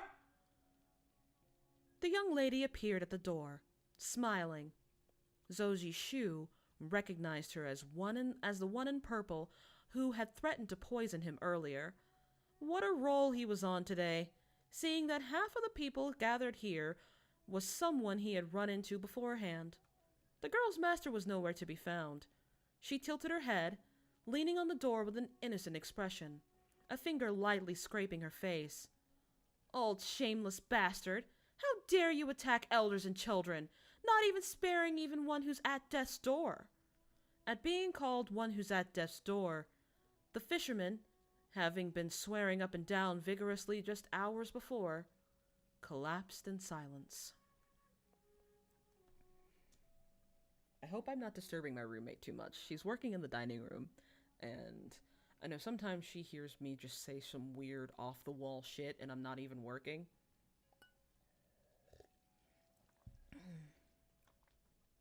You guys don't mind the sudden yelling, do you? I can take it down a notch.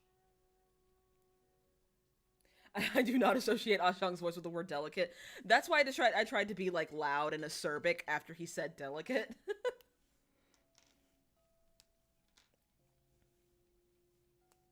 Young voices are not easy for me. I don't know why.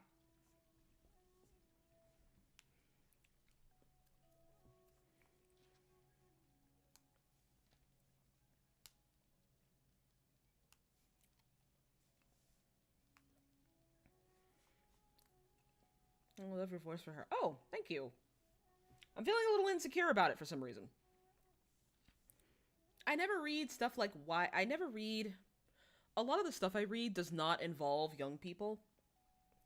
As a matter of fact, I love sudden yelling. As a matter of fact, a lot of the books I read are very, very like, these are all consenting adults. Like, okay, I'll be blunt with you. A lot of the books I read are shifter corn. And, therefore, a service that I have an NDA for, so I can't say. But, because of this, there are rarely any children or any teenagers involved. Most of the characters are over 30. So I'm not used to doing young voices for, like, young girls or young men. Just curious, how long do you plan on streaming? I'm probably gonna read a couple more chapters. Oh! Thank you for subscribing! SK, thank you.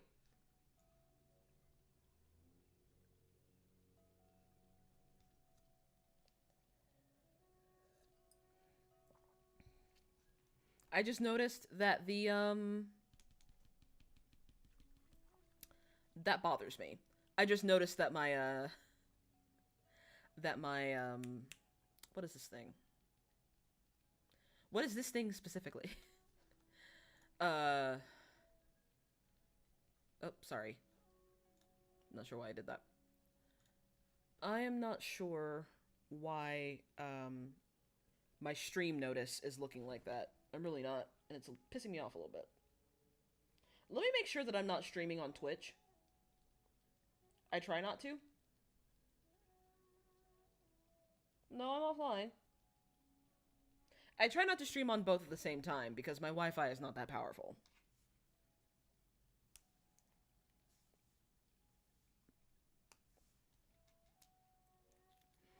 To be honest, as many times as people call me a voice actress, I more consider myself a professional narrator.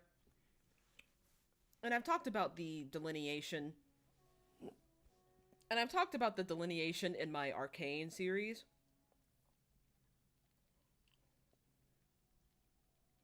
But sometimes I don't really feel like a voice actress because sometimes because of all the corporate stuff I did, like the last time, my last paid gig was a while ago. Gracious.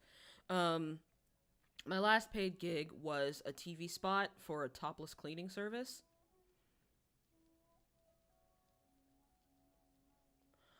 Yeah, well, my cleaning service was on my was for a topless cleaning service, and it was like 1-800 so dirty. I'm used to doing corporate stuff, so having to like get into things emotionally, which I haven't done since college. I used to act quite a lot in college, um, but not anymore. So having to get back into it has been very, very difficult. But it sounds like you guys think that I'm doing okay, so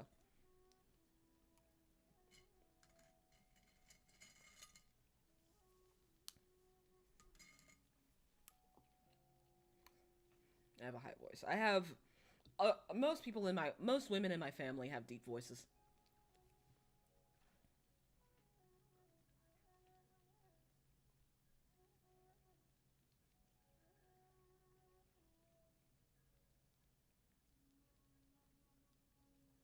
Sorry. I am once again. This time, I am receiving a message from my dad. He says, "Good fortune and blessings." Because sometimes my dad talks like the Dalai Lama.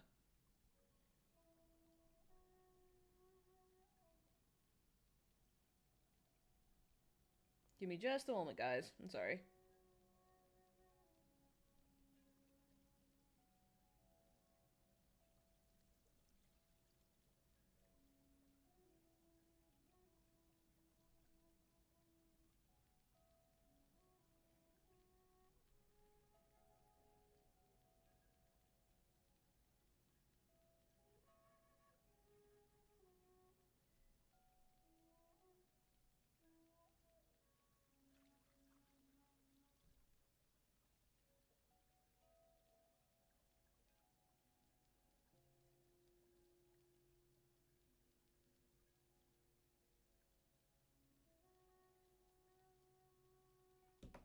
Alright.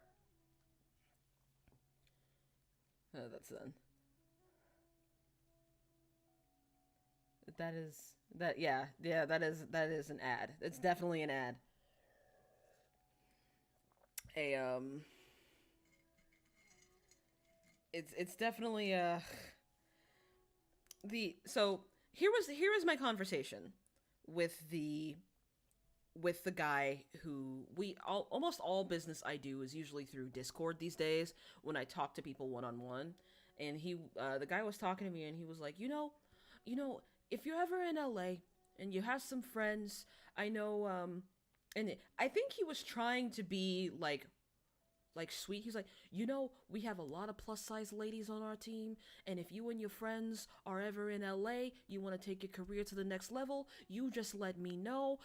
We always have spots open. In this kind of job, you don't really have to be good at doing a house. You just got to be able to look good. You got to put on your now, you can wear whatever bottoms you want, that's fine, but yeah, you gotta be topless. Now, that's not a problem. I'm sure if you're cool with that, that's not a problem. If you just ever like want to consider it, and this man is like trying to recruit me, and I'm like, sir, I, no, no, thank you. It's sweet of you to offer. What? What? Like, and he was like, but you do good work. You do good work. Thank you very much. You'll see a payment. We're gonna pay you through We're gonna pay you through direct deposit, my friend, and we're gonna make that happen for you. You know, if there are any other things you wanna, if there's any other jobs we have for you, we'll let you know. We'll let you know. We'll let you know. And it was like, thanks. This stream going to last for much longer because it's almost dinner time, and I think I'm gonna have to be the one to cook the food today. I've got I'm probably gonna get up to chapter. Let's see, what time is it? I'm gonna read till 3:15. How about that? I'm gonna read till 3:15. We good?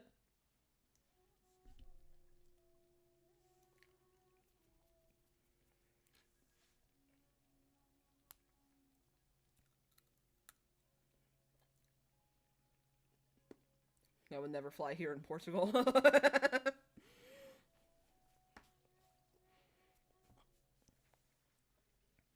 Yeah, there are a lot. I get a lot of, like, weird messages like that.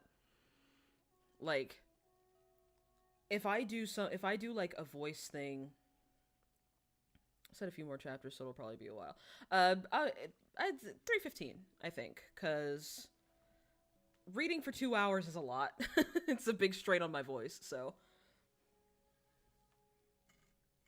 There'll be times, if I work hard enough, I'll eventually get kind of sick, and what'll happen is I'll start getting nosebleeds.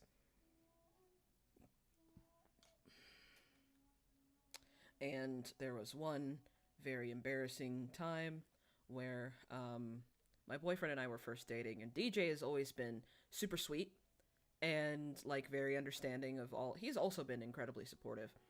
And one time I woke up with a nosebleed. It was a really, really bad one. And he was wearing a white shirt. I felt so bad, but he was super sweet about it.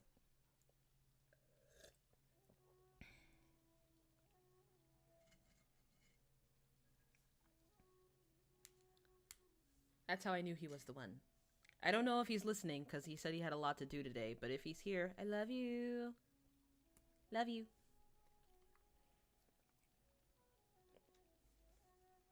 Okay. That's enough rambling from me. Oh, wait. What would 3:15 be for you, Alexa? If you're in Portugal, I'm going to read for 45 more minutes. Sorry. I just realized that you're in a totally different time zone. I don't know why I assumed that you... Yeah, 45 more minutes is what I meant to say. Gracious. I'm gonna try to get to chapter 6. Chapter 4. The Chivalrous. The man in black and the girl quickly engaged in a fight. As an outsider, Zhou Jishu had a good look at their capability. The movements were not quite the same, but the ruthlessness from both was definitely on the same level. They didn't appear to be from righteous orthodox sects. After about 14 to 15... Are you on a computer? Yes, I am. After about 14 to 15 moves, the man suddenly staggered back to dodge, kicking at her Shenzong point. She leaned away and made a soft noise, concentrating on her next attack, which apparently was cracking down on the enemy's knees. But she didn't expect a noise from something hidden above the man's pants, and from it a spring ejected, shooting an arrow forward, aiming at the girl's chin. She was not half bad, currently having an upper hand in this fight even. But never could she have predicted this vile move. Panic piled up, but dodging at this point was futile. The rock in Zhou Jishu's hand was finally useful, as he flicked it straight forward at the incoming arrow, deflecting its course. It ended up narrowly grazing the girl's temple. After experiencing danger, a normal person... It's 7:15 p.m. Yeah, okay. Yeah, about 45 more minutes. After experiencing danger, a normal person would feel terrified, but apparently she was the opposite, her embarrassment turning to anger. She surged forward and made a clawing attack without hesitation, gripping at the enemy's leg bone and twisting it. The man screamed as his leg was broken, But his attacker didn't stop there. In her hand was a glowing blue light, and she ruthlessly pounded it into the man's chest, knocking him backwards, both legs bent and crushed. His face immediately turned gray and purple as he stared at the girl with wide eyes. He pointed at her. "You're purple." He died before he could finish. Don't push yourself, Alexa. If you got stuff to do, you go do it. You can always watch the VOD. I'm leaving the VOD up. It might get copyright claimed, but I can make some things happen, even if I have to re-upload it. The old woman was frightened to death by this beautiful but cruel young lady. Contrastingly, the simple-minded-looking boy had a faster reaction. He threw himself at the fisherman, asking hurriedly, "Uncle Lee, how are you? He still had a breath left in him. With all his strength, he caught the boy's sleeves. The latter tried to embrace him and help him stand. The girl in purple walked over, lifting the old man's eyelids, frowning. "It's the 3 gung until death poison. He's beyond saving now. My condolences." The boy threw her hands off, glowering. He shouted at her, "Stop saying nonsense!" Her brow was raised, murderous intent resurfacing on her smiling expression. But she suppressed it, after remembering something, arms crossed in front of her chest with a sneer. "You little puppy can't even see between good and bad." The fisherman only looked at her for a brief moment. He scanned over everyone, finally stopping at Zosie Shu, who was standing at the statue's feet, 2 straws sticking out of his head, making a laughable sight of himself. The old man turned to him, about to say something. Everyone's gaze followed his. The girl laughed.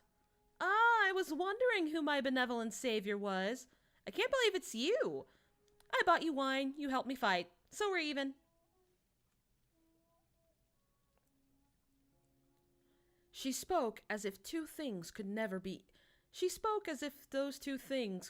equal. But Zosie Shu wouldn't stoop as low to argue with a pretty girl. He smiled, walking over to the old man, squatting down. "You calling me, old chap?" The fisherman said, "I'll return your silver. Your boat ride was free. You must help me." Zosie Shu didn't wait for him to continue, shaking his head and reluctantly stood up. But the old man's grip on his wrist was unwavering. "Help me bring this child to Taihu Holdings of the Zhao family." He was nowhere near a beautiful lady, so Zosie Shu sighed. "Listen, old man," he was interrupted. "Small favor should be repaid with big gratitude." Excuse me. Zosie Shu raised his head, solemnly looking at the shrine in ruins in the middle of nowhere. He thought about the possibility of changing his face again, as this one still didn't look sickly enough. How else are people thinking that he's benevolent to agree to these favors? The fisherman seemed to be in his final moment, his grip ever stronger, but his breath faint and weak in his throat. He faltered, "Consider this a way to accumulate your own merits. Please, for your descendants, even if you die and have no offspring, there's still your next life." Those words hit him like a lightning strike, and the nails on his chest acted up again, as if wanting to sink even further into his flesh. "What do you use to clean your devices?" "These." Oh, sorry, wrong. These. The ones I got were too small, but these. I usually have to use 2 or 3. If you can find bigger ones, do that. But yeah, I use alcohol pads.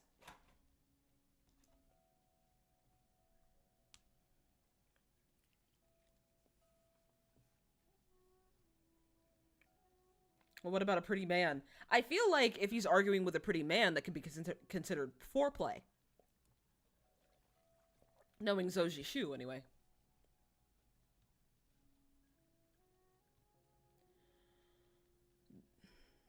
Okay, I'm gonna read that sentence again. Those words hit him like a lightning strike, and the nails on his chest acted up again, as if wanting to sink even further into the flesh. There's still your next life. Your sins in this lifetime will be paid full with your death in 3 years. But there's still the next life to look forward to, right? After a long while, Sojishu sighed, turning over the silver crumble a few times in his palm and putting it back in his breast pocket. The fisherman's hazy eyes brightened. His lips trembled. Then the light in his eyes slowly dimmed, hand loosening his grip on Zojishu's and hanging down limply. He still seemed to rattle on about something, though. Zojishu put his ears closer to the elder's mouth, hearing him mutter brokenly. You must have to. If you don't, I'll haunt your 18 generations, your ancestors. Zojishu sat back, truly at a loss for words, as the fisherman drew his last breath, head lolled to one side. Gut-wrenching sobs tore through the young boy's chest. The old woman in servant's clothes also drew a blank as she stood next to him, crying in panic. Zojishu and the girl in purple stood to one side. The girl's big eyes wandered, and her voice was quiet. Master said you're more than you appear to be. But I didn't really... Oh, sorry, I didn't realize that was her talking.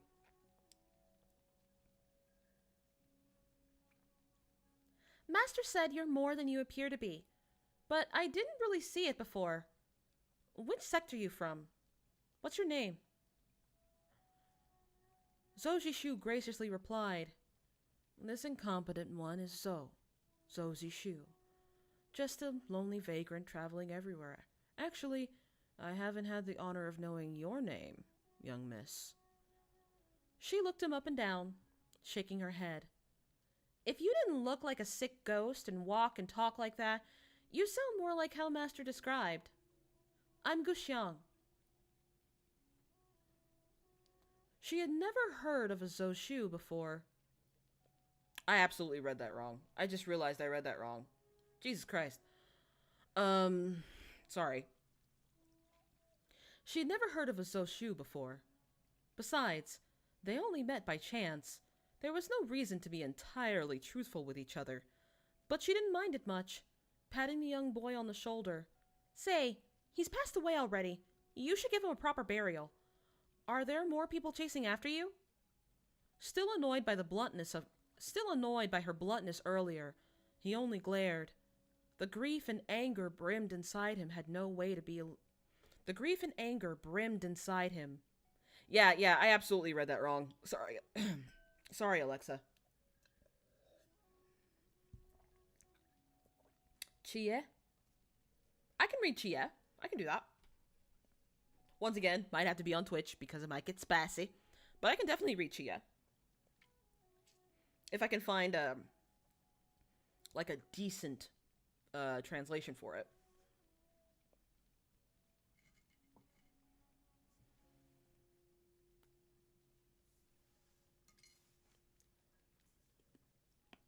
Yeah, Chung Ling is definitely a lot spicier here.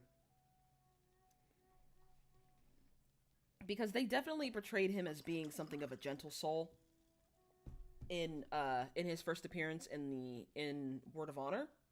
But here he seems to be a bit more spicy. I mean, even when the fisherman died, he still seemed to be more gentle than angry.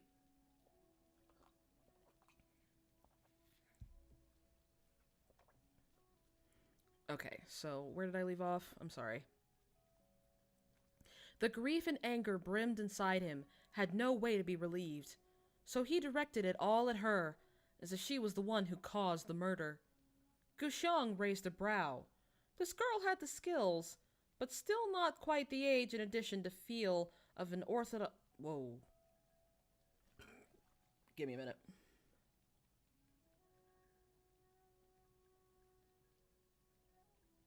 Okay. Gu Xiang raised a brow. This girl had the skills, but not quite the age, in addition to the feel of an unorthodox martial artist she exuded. Having enough with the boy taking his anger out on her, she raised her hand with the intention of an attack, but catching her off guard... Priest doesn't write smut. Okay. But catching her off guard was Zhou Jishu's interception. Gu Xiang felt an ice-cold... Sorry, I'm losing my place. I'm losing my mind, it feels. Might be this hat. You know what? Maybe I just need more caffeine.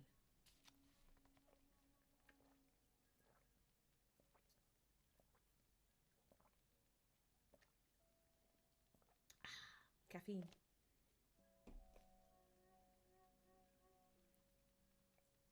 Well, I don't mean spicy as just in smut terms. I also mean I'm going to have to go. Okay, Alexa, I'll see you later. Thank you for coming. You've been very, very helpful helping me pronounce stuff. I hope I see you next time. I don't know when it's going to happen next time. It might be 2 weeks from now. Might be 1 week from now. Don't know, but it has been a pleasure.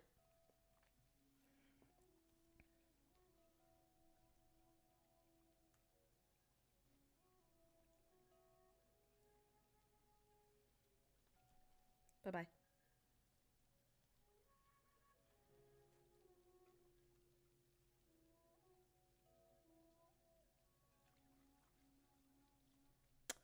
I lost my place. I was too busy indulging in caffeine.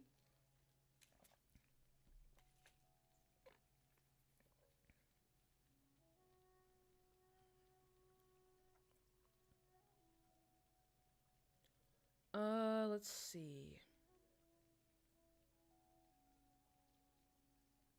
Okay, but catching her off guard was Zhou Jishu's interception. Gu Xiang felt an ice-cold hand wrapped gently around her wrist. The grip was completely painless, and its culprit didn't even seem to have put any strength into it, but she was unable to either move or yank herself away.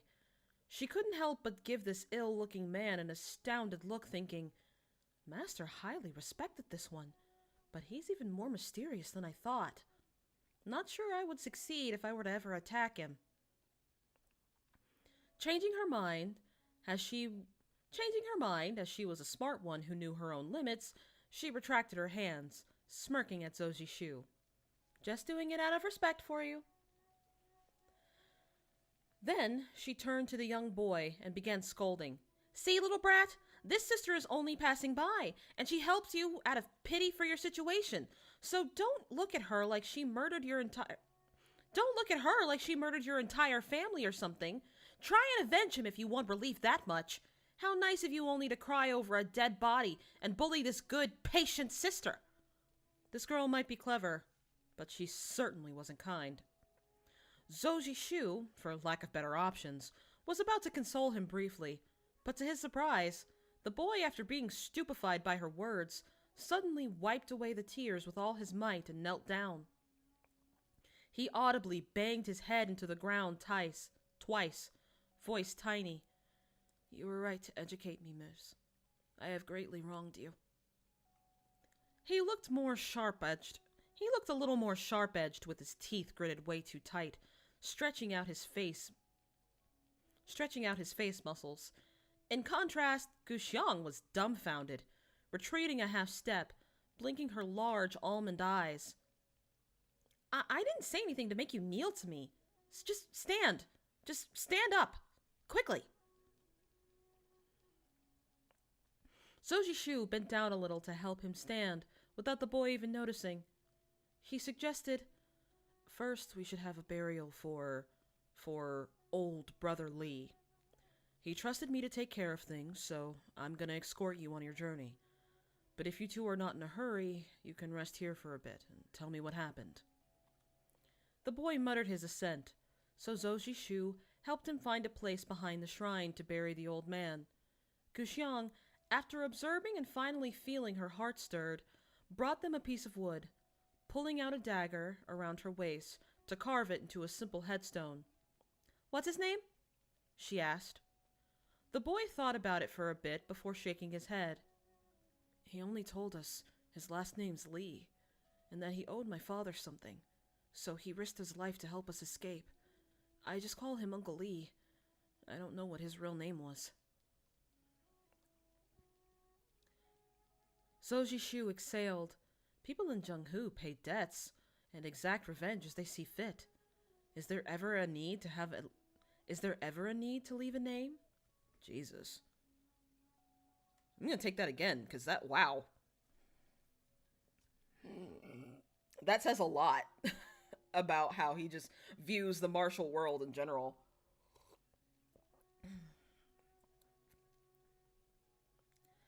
Zoji Shu exhaled.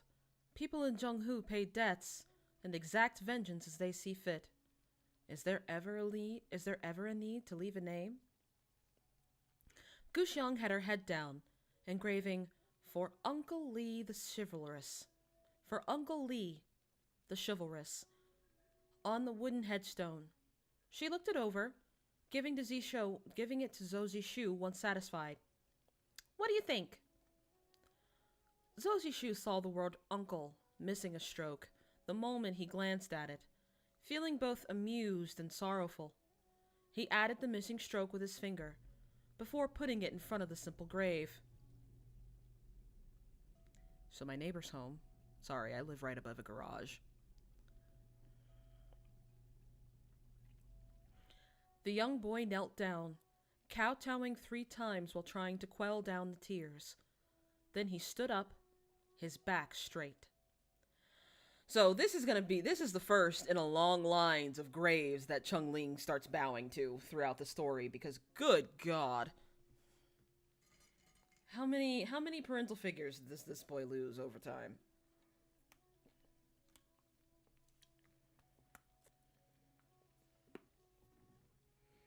Oh. Do some stretching a little bit.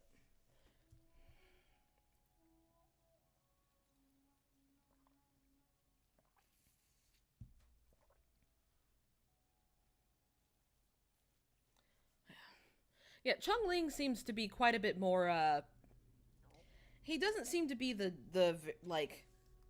gentle soul they portrayed him first as in the show. Because in the show, he seemed very charitable, very kind, maybe a little privileged. Are you planning to post a recording of this? I'm really, I plan on leaving up the VOD, yes. I plan on keeping the VOD here. I do. Now, if it gets claimed somehow, then I will figure out I'll figure out how to post it somewhere. I might put it on Patreon or something. But I'll figure it out. There will be a recording of this stream available, because I'm actually recording it now.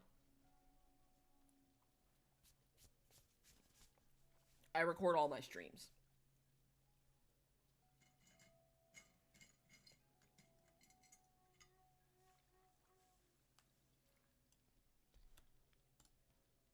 Alright.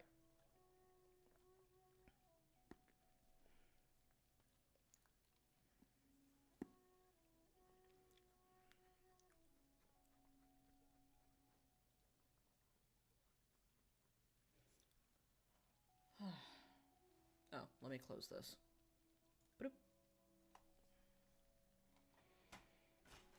You know, it's amazing how people wait till I'm streaming to pepper me with text messages. Because I'm definitely getting peppered.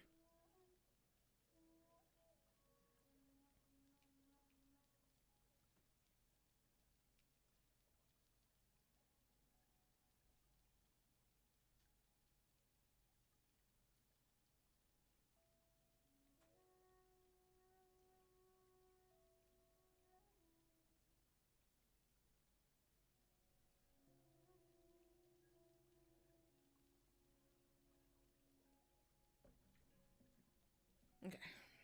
Oh, jeez!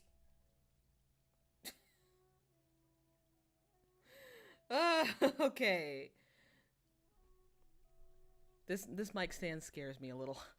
It's not as heavy as my Blue Yeti mic stand, because my Blue Yeti mic stand is a little bit, because you know, Blue Yetis are so friggin' heavy. Blue Yetis are so friggin' heavy, so that mic stand is very thick, so I can't use this one. I haven't texted someone in 3 years. I am just getting inundated. Because at this point, that's kind of the only way my parents and I stay in contact without talking on the phone for hours. Because we don't, I live quite far. I live far away from my parents. So usually when we do talk, it's over WhatsApp. And we usually end up talking for like several hours. Because I always want to keep in touch. I always want to keep in touch with them. Also, I feel like I should tell you guys, my father has been watching The Untamed. He took a break. He took a break because he started watching Hunter x Hunter, and then he started watching Haikyuu, and now he's finishing up The Untamed. And he was talking to me the other day, and he was like, he was talking to me the other day, and he was like, man, you know, they really did Wei Wuxian dirty, didn't they? And he was like, they really did Wei Wuxian dirty. Like, he was only trying to help, but he can't really understand that. So I feel like if someone just sat him down and told him, you know, there really is other ways of going about this, and maybe if they just listened to him, things wouldn't have been so bad. They wouldn't have turned out that way. And he doesn't quite know what Don May is, so he was like, yeah, I got a question for you. Is him and the headband guy, are they supposed to be gay? Are they supposed to be gay? Is that what's going on here? And I was like, yeah, Dad, they're supposed to be gay. And he was like, okay, yeah. Good for them. Good for them. Yeah, good for them.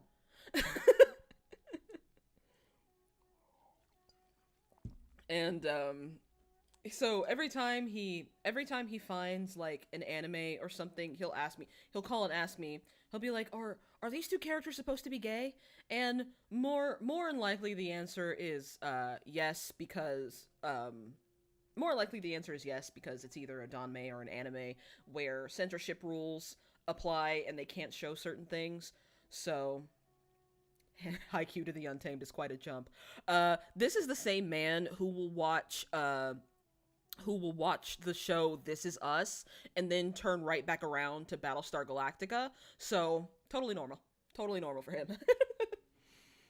I also love Yu Yu Hakusho. Not Yu Yu Hakusho. I mean, it's made by the same person, but Hunter x Hunter. Oh, as a matter of fact, let me show you guys something. Speaking of Yu Yu Hakusho, give me just a second.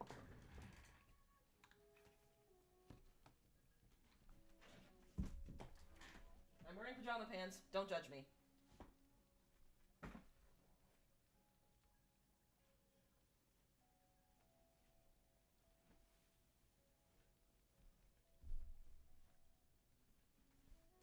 I have a Yu Yu Hakusho blanket.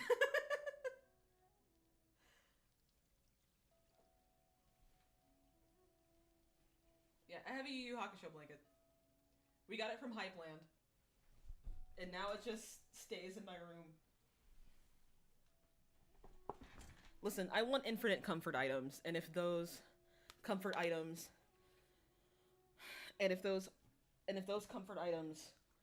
you know, have my favorite animes on them, more's the better.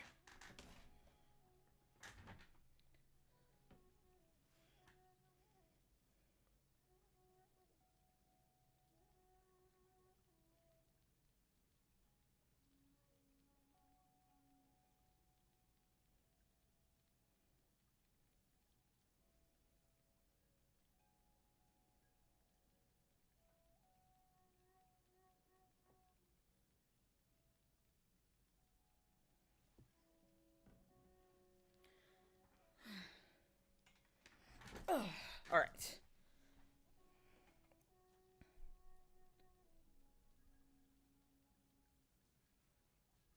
Okay, so let's get started on chapter 5. By the way, if you want to look at anything from that Yu Yu Hakusho collection, if you've seen any of my TikTok videos where I'm also wearing a Botan hoodie, those are both from Hypeland.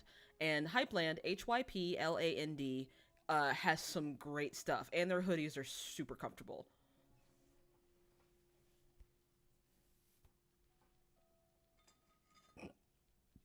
And I think they ship internationally, so I want to hear show recommendations from. That sounds like exactly the kind of person I want to hear show recommendations from. He's a good dude. He's a good dude. I love my dad. He's the one who got me into Arcane, actually. He was like, I don't know what League of Legends is, but I know you like buff ladies, and I know you like video games, and I thought it was pretty cool.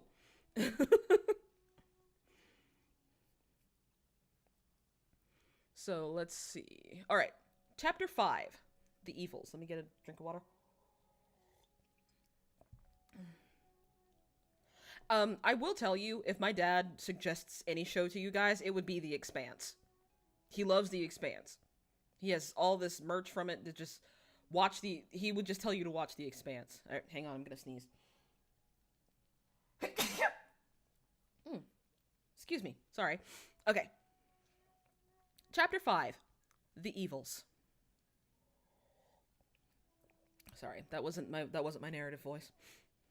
Chapter 5, The Evils. My last name is Zhang. Oh, my last name is Zhang. I'm Zhang Chengling. The boy sat down, face dark, but even his clothes were in tatters. The colors made it clear they were made from expensive materials, and not something a commoner would wear. So, he stopped, unsure of how to address this beggar-looking man.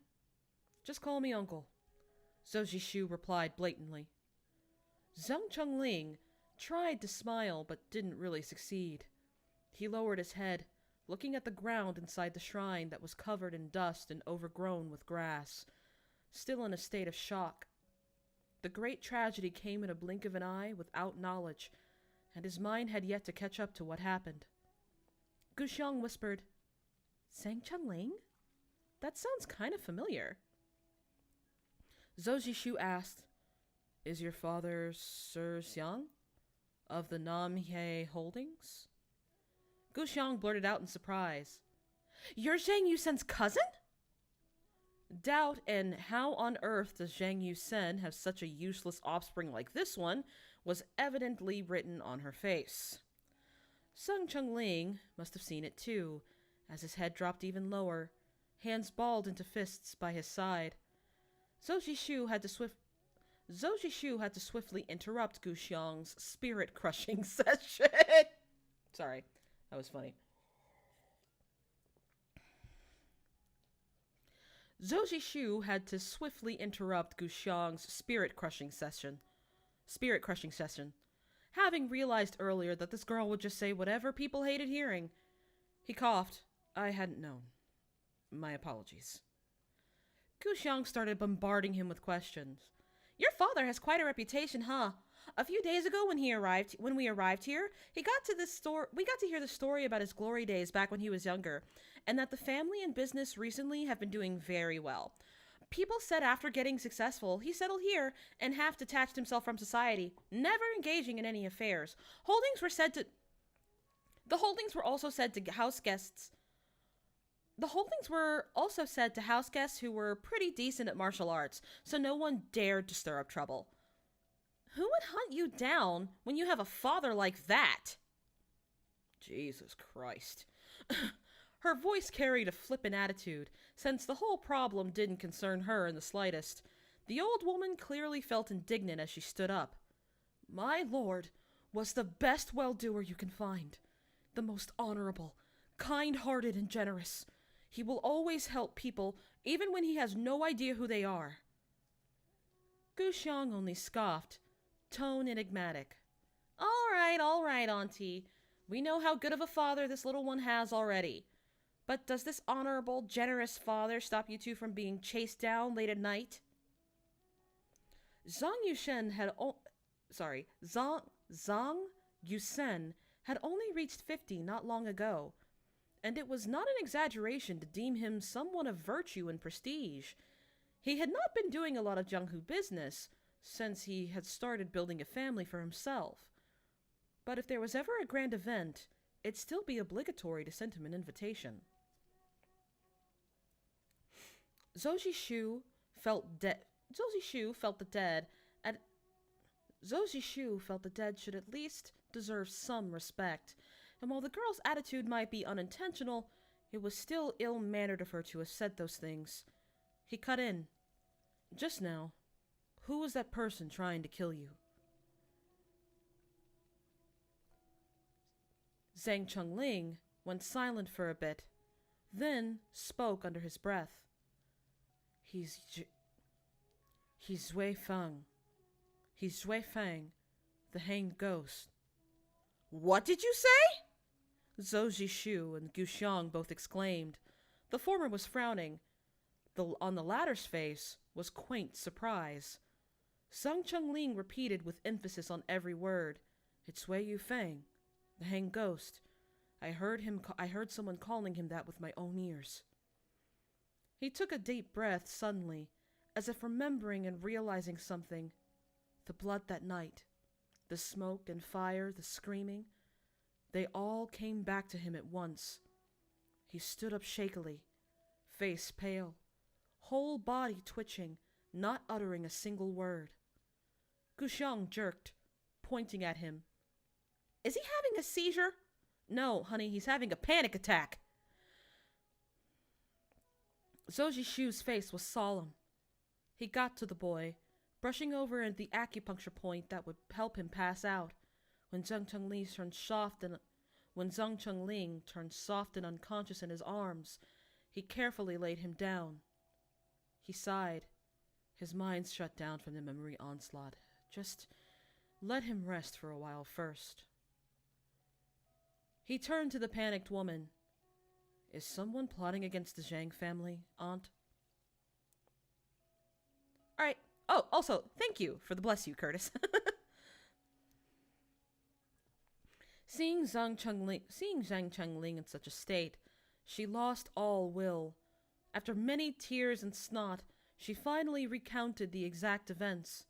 At midnight, the backyard suddenly caught fire.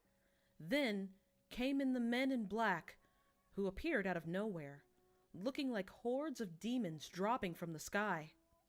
Zhang. Okay, thank you. I thought so, but I second-guessed myself. Sorry.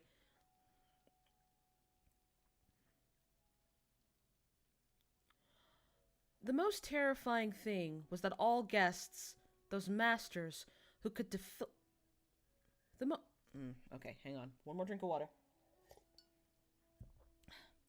The most terrifying thing was that all the guests, those masters who could detect everything from the flick of the grass, were unable to fight back and left without anyone knowing. There was only eccentric old Li left. He arrived at Sunzhou 5 years ago, always protecting the Zhangs from afar, refusing to enter the holdings. He reasoned that to be able to have Zhang's food, you had to be a guest. He was simply someone who came to pay a debt. It was that eccentricity that had helped him save the Zhang bloodline, though just barely. After a while, Zhou Jishu sighed. Old Brother Li was a special man among us. Aw, thank you, Spider Duck. He turned to the woman in tears again. She was only a servant, unable to understand everything. Do you have any relatives? She nodded. I have a nephew, living down south. Zhou Jishu gave her a gold ingot. Take this and go. You've been showing your utmost loyalty by following the Zhang's young master here. Don't let yourself suffer at your old age. She took the money, biting it by instinct, then smiling in embarrassment once she realized what she did. The tears had stopped, and she told him softly, Yes, this one is too old now. Just going to be a burden for young master.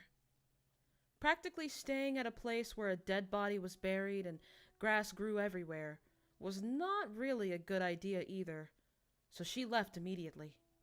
Zhou Jishu thought she was just a servant, so it was unlikely that she would be chased after.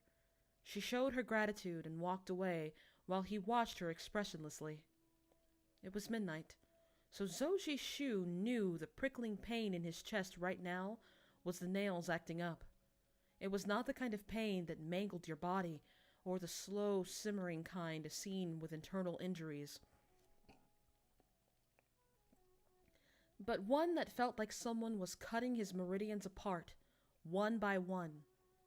Fortunately, after more than a year of suffering, he had well adapted to the pain.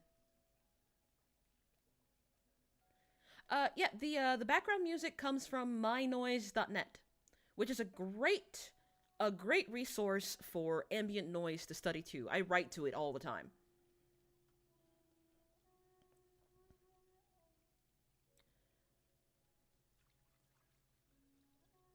Unfortunately, after more than a year of suffering, he had adapted well to the pain. Nothing showed on his face. He was also still wearing a mask, making it harder for Guxiang to see his real expressions. Zhou Jishu tried to divert his attention by thinking about the girl's ignorance while discussing Zhang Yusen, asking her, "Is the one with you at the tavern not here today?" Guxiang started. "How do you know he's with me?" The nod. "Right, you heard us talking, didn't you? That's why back when I asked you the question, you answered exactly like my master." She pursed her lips, showing disdain at his cheating act. Zhou Jishu smiled. "Yes, your master is here right now?" Yeah, if you can't hear the music, Curtis, I can turn it up. It's very quiet. It's barely registering on OBS right now. So if you can't hear it, let me know.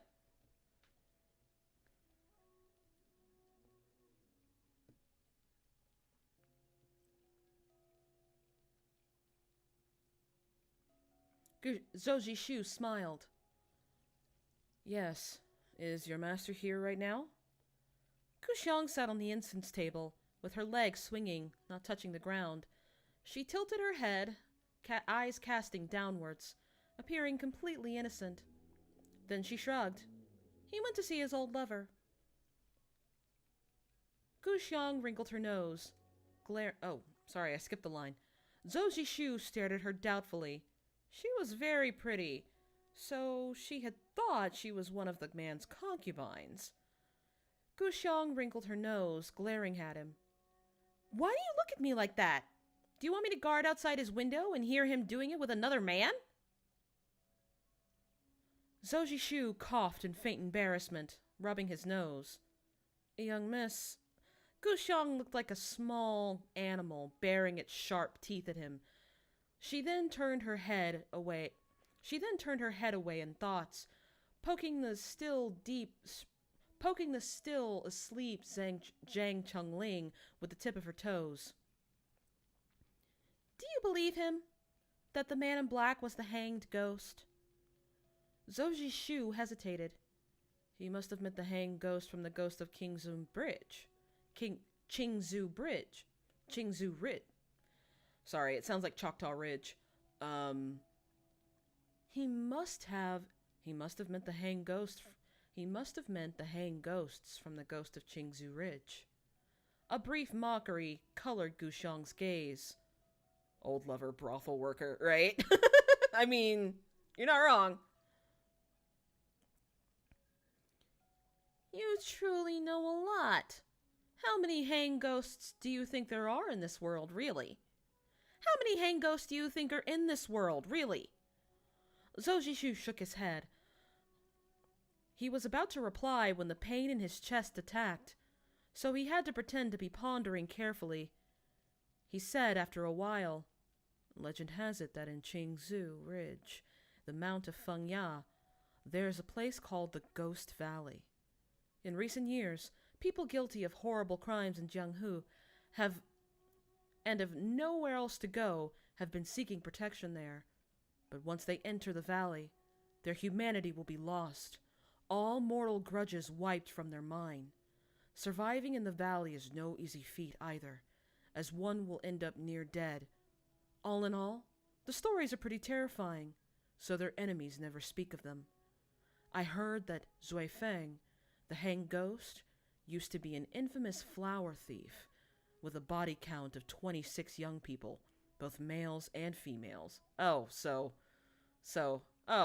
flower mm, mm, including the closed disciple of the Ime sect leader. Oh! He was chased after he was chased after by the six main sects and had no choice but to hide in the ghost valley of Qingzhou. Gu Xiang blinked. Then do you think he's that disgusting, Zhui Fang? Zhou Jishu laughed. Zhui Fang has made a name for himself for 30 years. He's the evil of evils. How can he be easily defeated by a young one like you? Gu Xiang's anger was about to flare, but after thinking it over, she came to agree with him, nodding. True. If it was really the hanged ghost that I killed, then my ancestors are going to claw out of their graves. But I have no parents, no idea where the family graves are, so they probably won't be able to come out. Which means that man is definitely not hanged ghost, right? Zhou Jishu saw no correlation between people resurrecting and the hanged ghost, but seeing the girl deeply pleased with her reasoning, he didn't have the heart to break it to her. And the immense pain still persisted, so he went silent, leaning on one side to rest till morning. The nails would always raise hell after midnight, so he made sure to sleep early to gather enough strength when the torment hit. But his schedule was broken today, and he was unable to go back to sleep. All he could do now was grit his teeth and bear it. The agony only subsided at the peak of sunrise from the east, but by then he felt like he was almost paralyzed. Lord. I mean, that's chronic pain in a nutshell. He attempted to tune his breathing, but suddenly Gu Xiang, who was leaning on the Buddha's altar dozing off, woke with a start, pretty eyes scanning around. Someone's here, she announced urgently. Zhou Jishu frowned. He could hear it too. He wanted to stand, but only staggered back down. Under Gu Xiang's look of surprise, he slowly supported himself by grasping at the table, lowering his voice. Just numb legs from sitting too long. Gu Xiang's disbelief only deepened with the flimsy excuse. Morning was when Zhou Jishu was at his weakest, and the quick meditation earlier didn't help much. But he didn't want to fight someone right now either. Get the boy and hide. Hide? Hide where? Gu Xiang looked at him with her big eyes. Zhou Jishu was temporarily helpless, and leaving you on this cliffhanger, I am going to go use the bathroom real quick. I've had a lot of water, I've had a lot of milk tea, just give me a minute.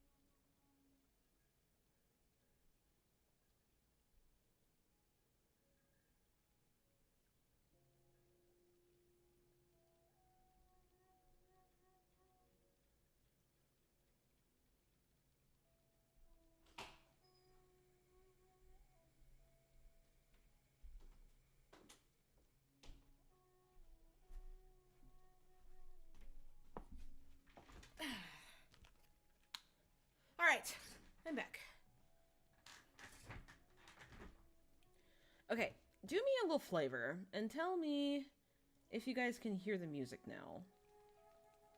And if it's too loud.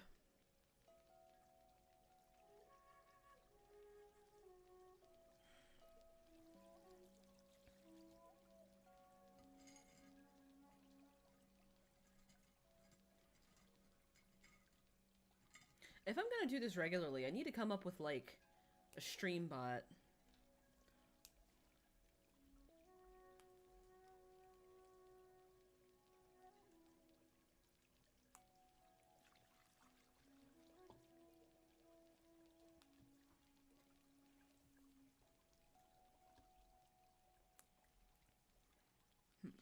Okay.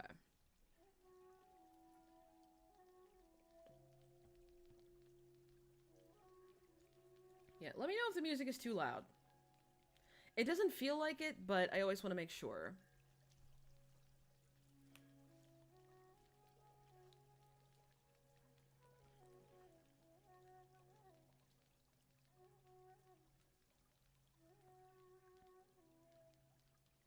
It's definitely more noticeable.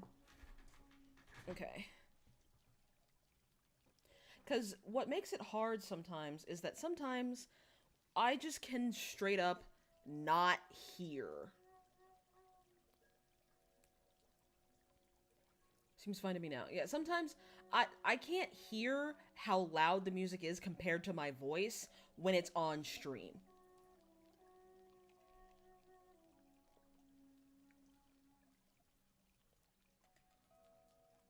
And once again, I do have an audio plug-in here, so I can adjust the gain at any time. Okay, but if y'all are good, I'm good. Alright, so Zoji Shu was temporarily helpless. They didn't get to do anything else, as a group of well-trained people with their faces covered barged in through the window, glancing at a sleeping Zhang Chongling and charging forward. Zoji Shu still leaned on the table, saw one with their sword aiming their attack at the young boy. No one saw what happened, as there was only a fleeting shadow. But then, skinny fingers, in the same state of emaciation as the mask on Zoji Shu's face, were already around the person's throat. There wasn't even time to cry out before they spasmed and stopped breathing.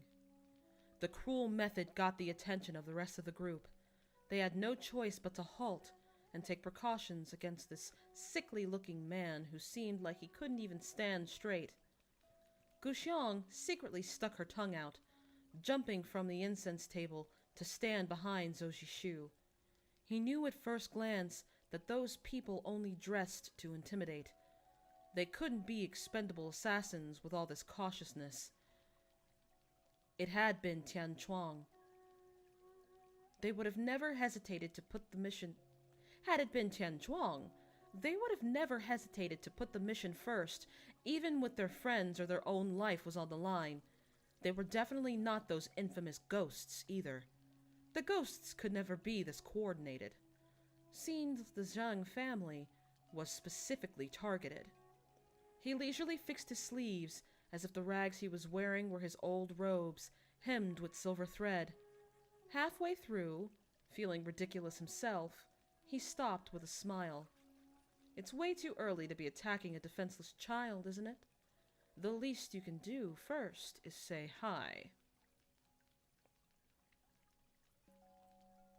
A slang used to call sex offenders. Yeah, that's what I thought.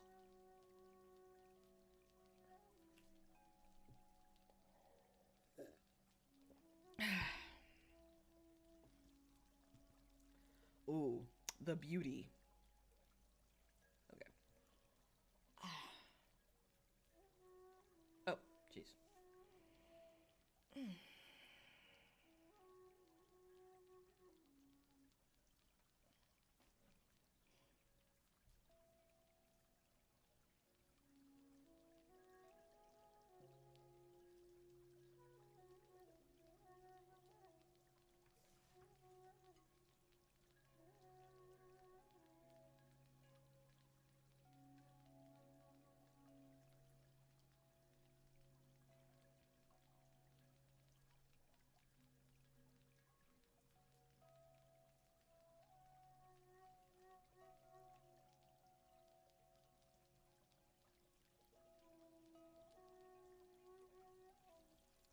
Just 1 second. I'm sorry. I know this isn't exactly professional, but some of these texts are quite urgent. Like, as in, need to answer this question within a couple of minutes. Urgent. But don't worry, everything's fine. The questions are very fleeting.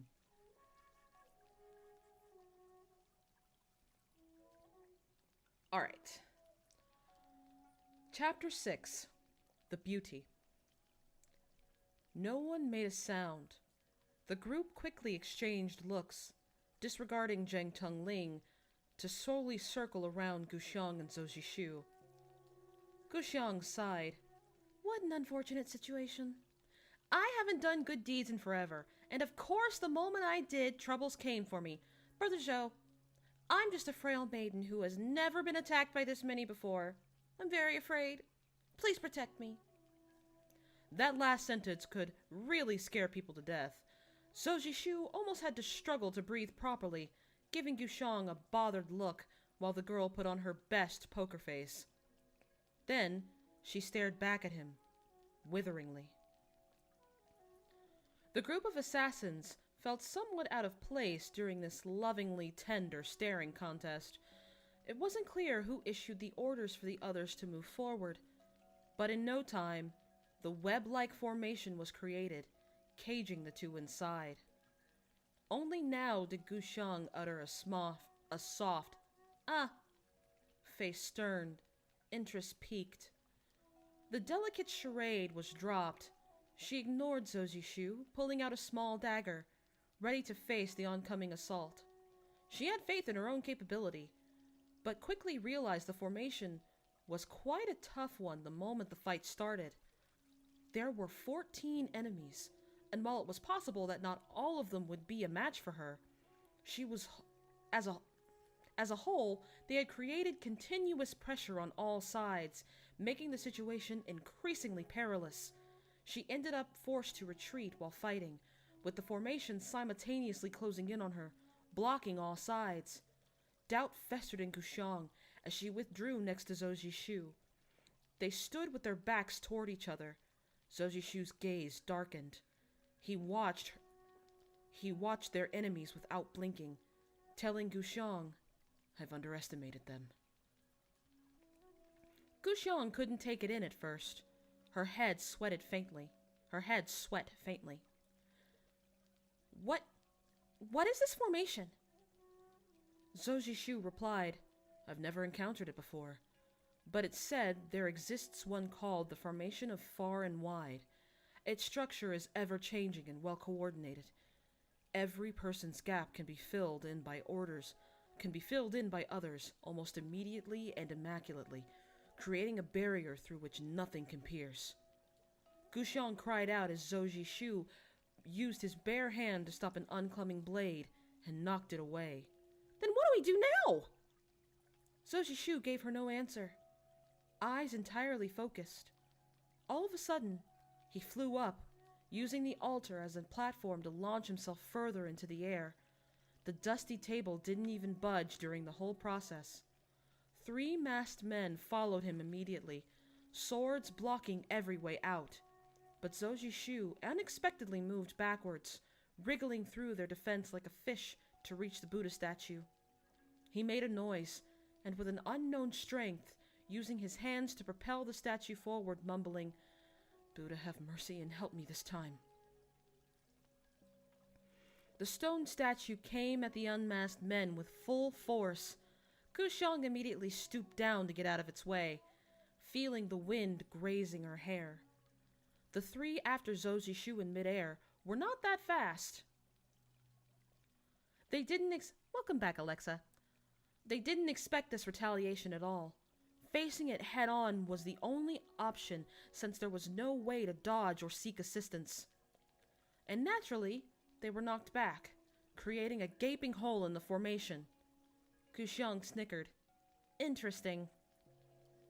Where are we? We are in the middle of chapter... Well, actually, we're not in the middle of chapter 6. We're in the beginning of chapter 6. I believe, considering the title, I think this is the chapter where we meet Wen Kexing.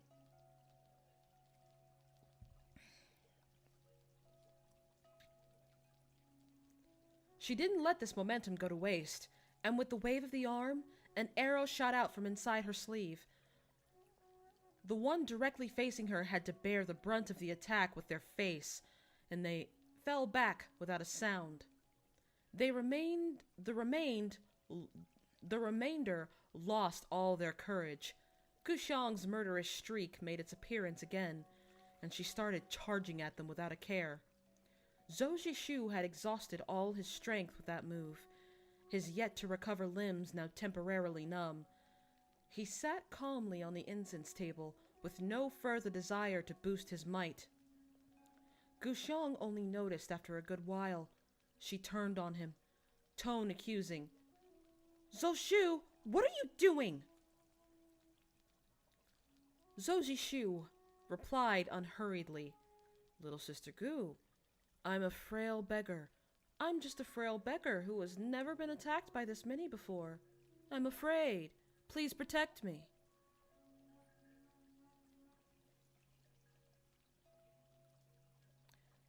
Guxiang's hand shook in anger. Her knife plunged into one's chest, to the point it was deeply lodged in their ribcage and unable to be removed. Guxiang was flexible, but not enduring enough in a long fight. She became frantic after having lost her weapon, moving 3 steps back, trying her best to defend herself. Zhou Jishu, after a fair time to rest, didn't rejoin the fight right away. He watched them all with a chuckle, picking up a few small rocks. He played with them, before he abruptly shot one at the forehead of one intending to perform a sneak attack on the girl. That's no good. No good at all. That's no good.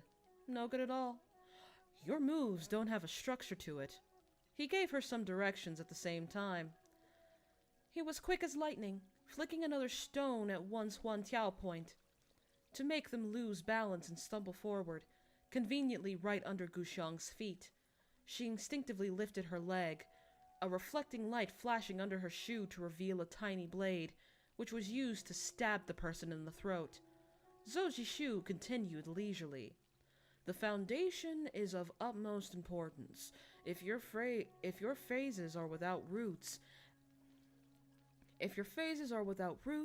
and you move without a basis, how can you fully control yourself in a situation?" Guxiang was a smart one.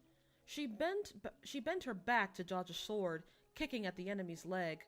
Taking advantage of them falling forward to restrain the pulse, she snatched their weapon away afterwards, cracking down on their Baihui point to kill them for good. A menace even when he can't move, right?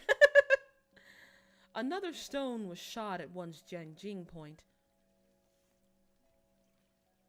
While they were in the middle of attacking, making their upper body freeze and fall, Guxiang heard the beggar complain equivocally. "No good.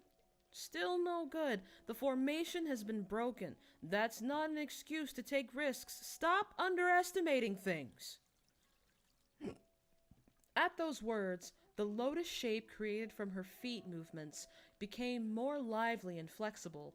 She dodged another one, who by instinct changed their strategy by holding the sword horizontally, exposing a weak shot that Guxiang could exploit.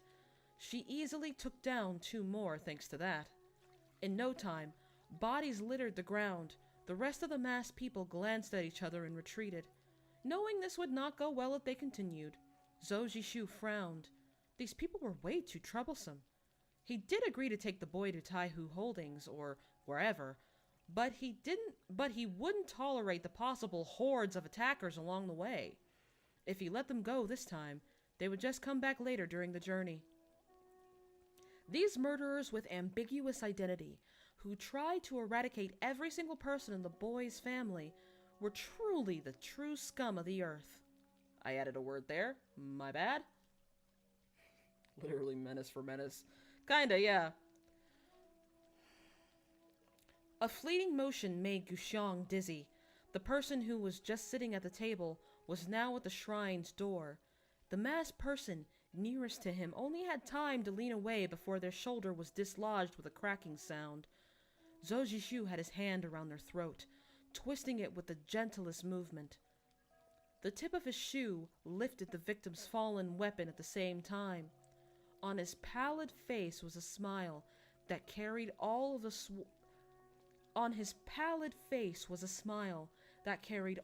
the world's demonic energy. Guxiang couldn't keep up with what was happening, and before she knew it, all that remained of the assassin group had become corpses. She blinked in astonishment. This ragged man's ramblings were diddly squat. His execution in battle was one of the cleanest and cruelest she'd ever seen.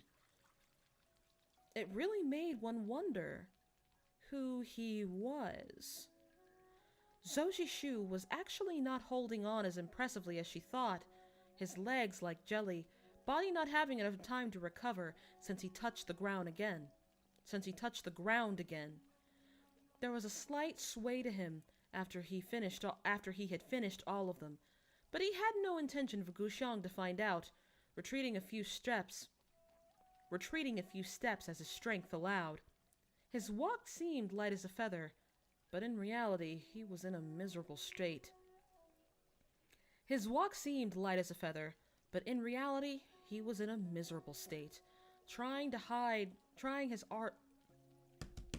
Trying his hardest to find something that could support him. Honestly, that is just how chronic pain is. Like, you're like, yeah, I'm fine, but inside you're like, I need to sit down. Where is the nearest place to sit down? And like, my boyfriend and I have like this thing where he will look at me and he'll be like, are you okay? And if I ask him to sit down, he like knows it's bad. I've only had to do that a couple of times. But usually if I ask to sit down, he'll be like, okay, we need to go home soon. Although I have to say, we went to a basketball game last night. A professional basketball game. The first I've ever done. The first I've ever seen. And that was actually quite fun. I didn't have any, like, flare-ups or anything. And the walk wasn't that bad. Like, I had a few pinches here or there in my hips, but overall, that was okay.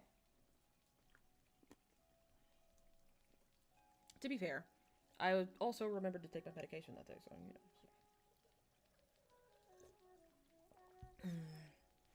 For those of you who haven't done it already, don't forget, take your medication.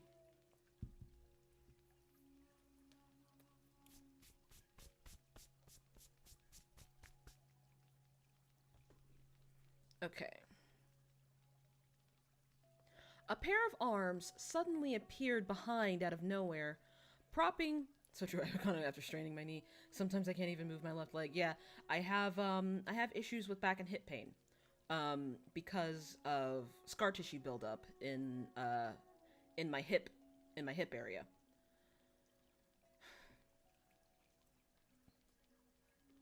So, yeah, I have some issues with that, and it gets pretty bad. And my boyfriend has always been super sweet and understanding. Now, some of my friends, not so much. I keep having people, why don't you just, you know, if, you can fix back pain with yoga, and it's like, shut up.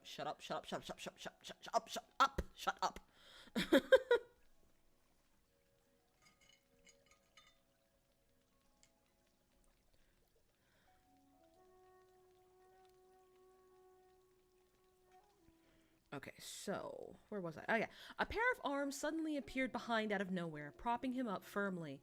Soji's shoe started. He couldn't see this person coming near at all, feeling his hair stand on end. Fortunately, the person purely wanted to help with no further motives. Guxiang's eyes shone as she exclaimed, "Master!" Zhou Zishu heaved a sigh of relief at that, straightening. The person behind him was the man in gray he saw back at the tavern, looking around 30, face undeniably handsome, though his stare would unnerve most people. I don't think I've talked about this enough. But one thing about how Gongjun plays Zhou Zishu, the man does not blink. He doesn't blink enough. And I know that's probably a character trait, because I have seen him in other things. But I can tell you, Wen Kexing must not blink, or must not blink often.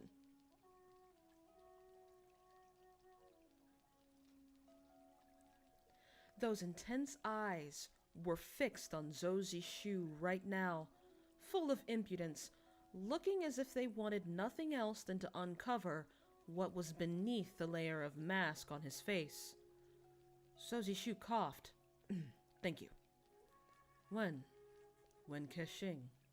The man replied, his expression littered with self-doubt. His expression riddled with vague doubt. Jeez, I changed that whole sentence. He dragged his eyes down to Zhou Zishu's neck and hands, suspicion only piling up further. I am going to prop this up a little more because I'm sitting forward. Gong Jun is in Wei Kexing. Yes, the actor.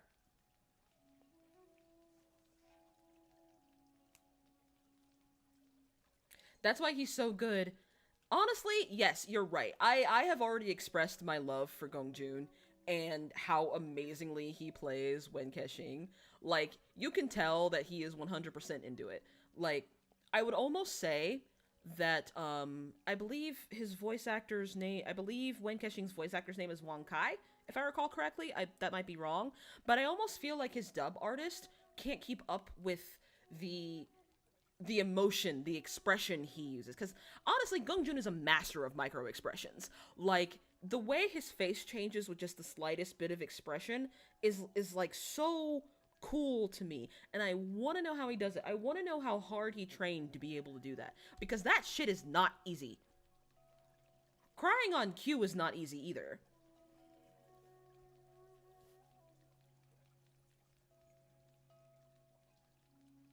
Okay, let me finish this chat. Well, actually, there is a reason I can tell you. I forgot. I keep forgetting. Zhang Zehang, I believe his name is.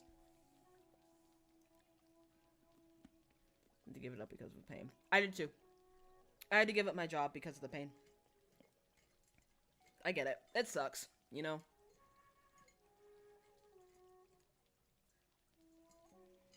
Like, I stopped acting, because of it, and then as it got worse, as I was doing a lot of professional cooking, I then just had to, find a desk job, and that took a really, really, really long time.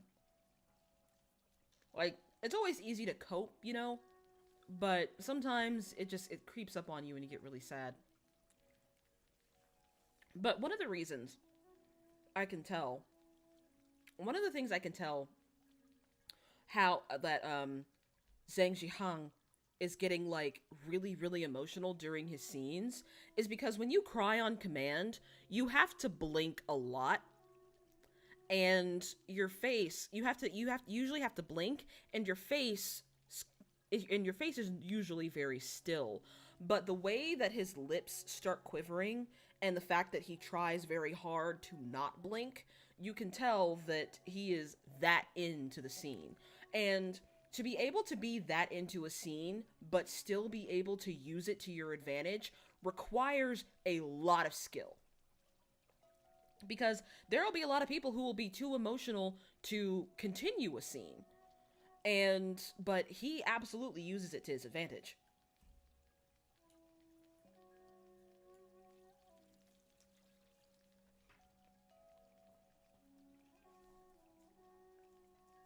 Because some people just can't do that. Some people have to step away, take a deep breath, and then keep going. I used to be able to cry on command. I can still make my voice sound like I'm crying on command, but I can't like cry on command. That's very difficult.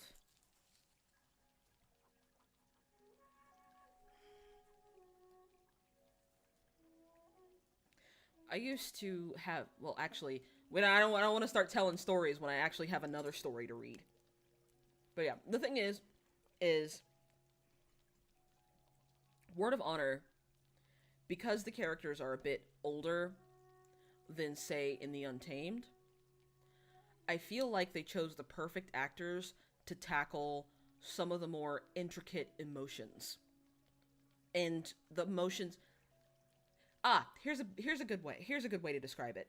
They chose actors that can express the emotions that aren't explained or can't be explained.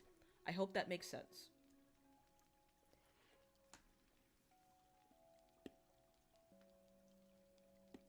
some of the BTS. I will, but not until after I finish the show.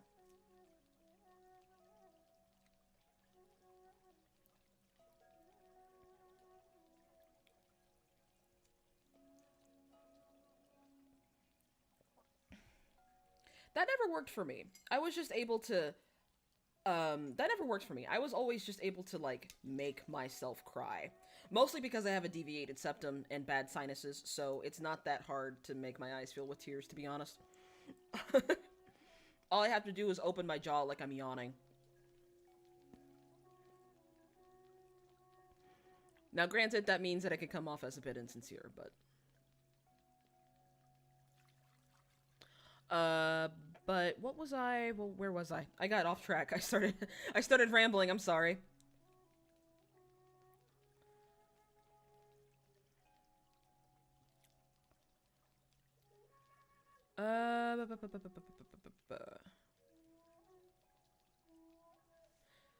Yeah, the pictures I've seen of Zhang Zihan and Gong Jun remind me of the Hobbits, the guys who played the Hobbits in Lord of the Rings.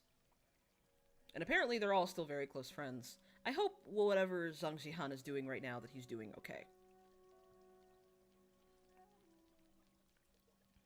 Let's see. Alright. When Kexing. The man replied, his expression riddled with vague doubt. He dragged his eyes down to Zhou Zishu's neck and hands, suspicion only piling up further.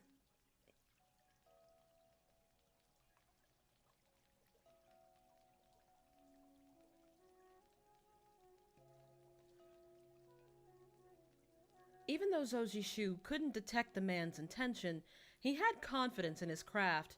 He knew his skills better than anyone. If he failed this simple disguise, then he would have perished during a mission years ago.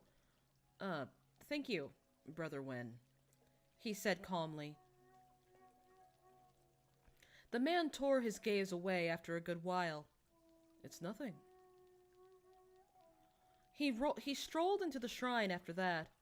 Gu Xiong was flittering around, kicking away the bodies, making a seat for her master from hay. Wen Kexing glanced around at Zhou Zishu once more. I didn't mean to do it, he added, in case the latter misunderstood what happened. Zhou Zishu instantly recognized where Gu Xiong got her peculiar attitude from. He sat down. He sat down and began to meditate. After about 2 hours, he opened his eyes to Wen Kexing leaning on a wall, arms crossed. I should probably do a better job at pronouncing Wen Kexing's name. After about 2 hours, he opened his eyes to Wen Kexing, leaning on a wall, legs crossed, still watching him intently. He couldn't help but ask, "Is there something on my face? Why does Brother Wen keep studying me?" Wen Kexing asked with a straight face, "Are you wearing a disguise?" Zhou Zishu tensed, his face betraying nothing. "What do you mean?" The other paid it no mind, muttering under his breath, "Now strange. Really, really strange. I can't see if you're wearing a mask or not. I can't be sure that you aren't... He rubbed his chin, sounding uncertain. "I've never been wrong before." "Oh, I've never been wrong before? The moment I saw your butterfly bone, I knew you had to be a great beauty." Nothing could have prepared Zhou Zishu for that answer. Okay, so I fucked up real bad on that. My bad. Wen Kexing nodded. Oh, nothing could have prepared Zhou Zishu for that answer. Wen Kexing nodded, confirming to himself, "I'm definitely not wrong this time. Of course, you're wearing a disguise."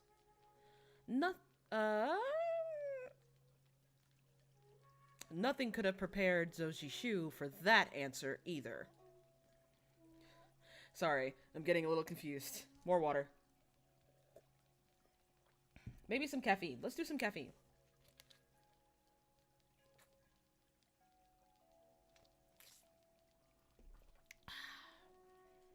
Ah, milk tea that's no longer cold. Delicious. Okay.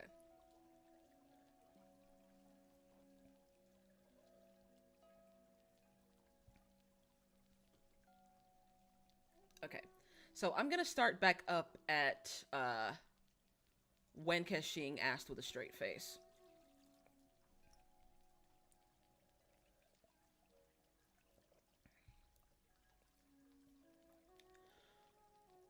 When Keshing asked with a straight face, "Are you wearing a disguise?" So Jishu tensed, his face betraying nothing. "What do you mean?"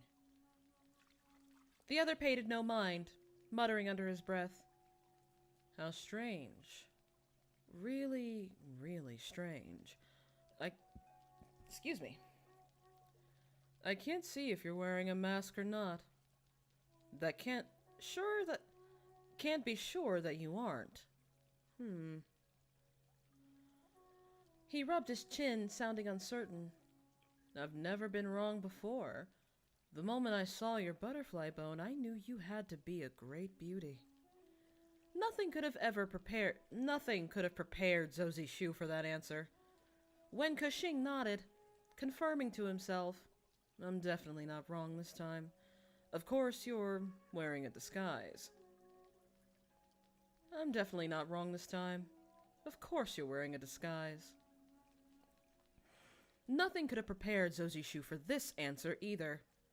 Wen Kushing didn't stop staring at him, only giving up after a long period. "Though I can't see anything on you that would indicate such." He inclined his head backwards. "How good you must be for me to not see through your tricks. Can someone like you really exist? This is really, really impossible." Guxiang spoke coldly. "Master, remember that time you told me a butcher was pretty just by looking at his back?" When Kushing's voice softened. "He might be a butcher, but those watery, shining eyes of his were proof enough of his charms. People never care about a hero's background. Why can't that be applied to a butcher, too?" "But what does an uncultured brat like you know, anyway?" Guxiang sighed. "Watery, shining eyes? He was just teary from yawning. And apart from that, his nose was big, his mouth was big, his head was big, his ears..." Wen Kushing's voice left no room for arguments. "Guxiang, you are very blind." Zoji Shu had nothing to do but go check out Zhang Chungling's well-being. Like, he's just like, okay, I'm just gonna start doing my own shit. Ooh, alright, that was chapter 6. And... oh, it's been a hot minute. The hottest of minutes, one might say. Oh, feeling a little dry, despite all the water I've drunk. I think it's time for a throat lozenge. Okay, so I was thinking, now that we're wrapping up, I said that I would get to chapter 6. But now that we're wrapping up, I do have a question for you guys. Now, I can do some read-along streams and that would be fun, but is there anything, like, silly you want me to do? Because maybe I can read some fan fictions of your choice. I don't know, that might be a little dangerous. I might have to vet those. For like a members only stream or something, because the fact of the matter is that, because jobs are usually few and far between during winter, money's pretty tight now, and I'm really looking to Wen Kexing big gay in the novel. Yes, Wen Kexing is clearly gay in the novel. I noticed they changed some lines too, where she in the show she was saying, "Oh, you said that about some girl earlier," but in here Wen Kexing is definitely talking about men and definitely likes men.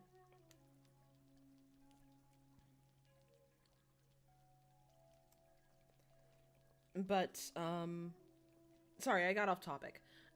Money is, it's not like tight, but it's still concerning enough to be like, man, I really need to put the Patreon to work, and I'm really hoping.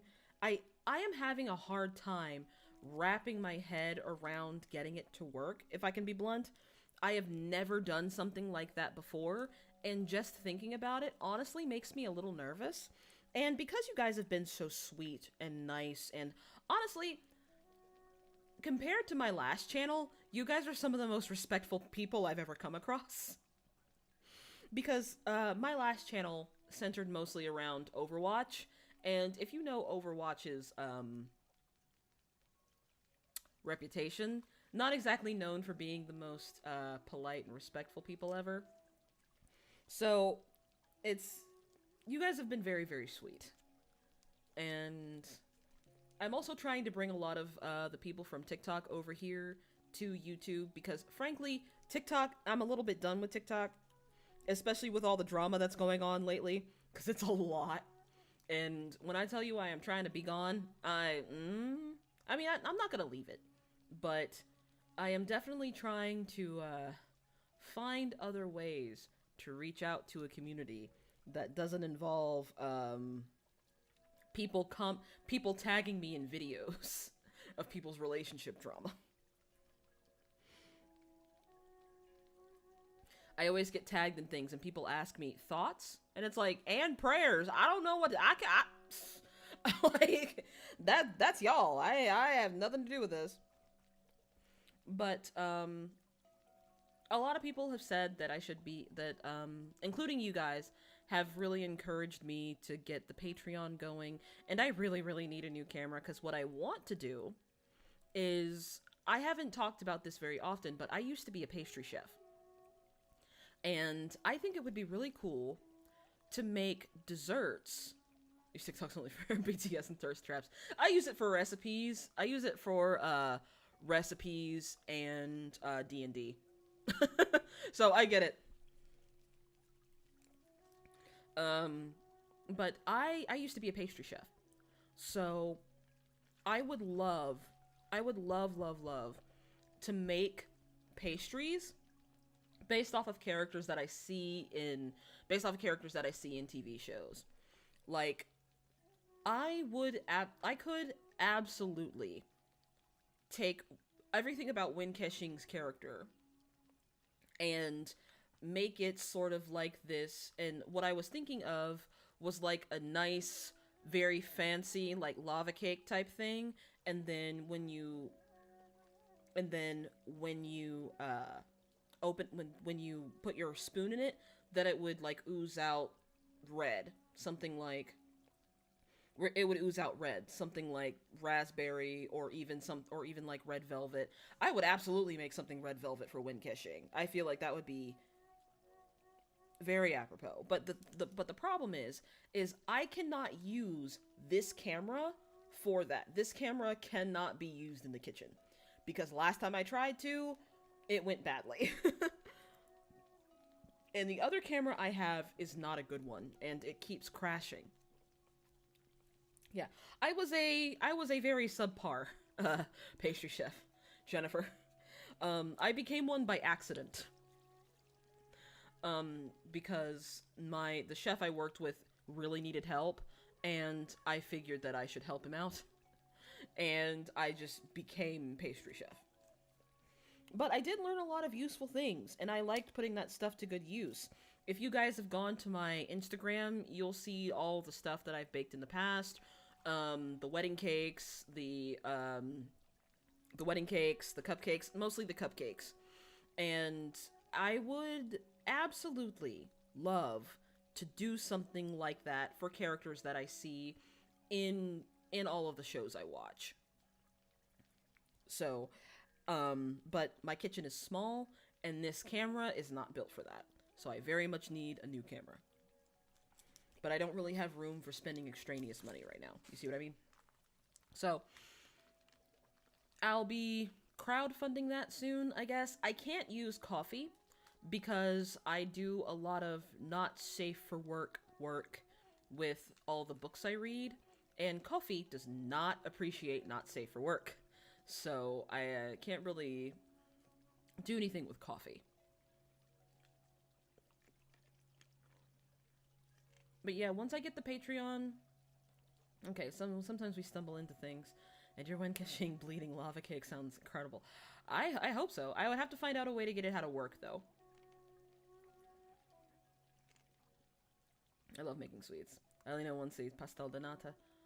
But I can't seem to get puff pastry right. I would love to watch anything related to these characters.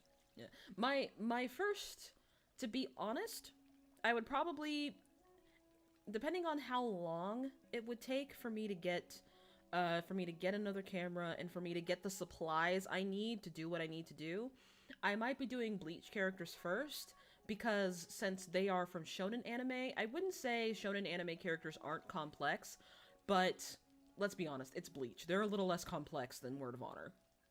Let's be real. And I mean that with love and respect, because I love me some Uryu Ishida, I love me some Ruki Okuchiki, but...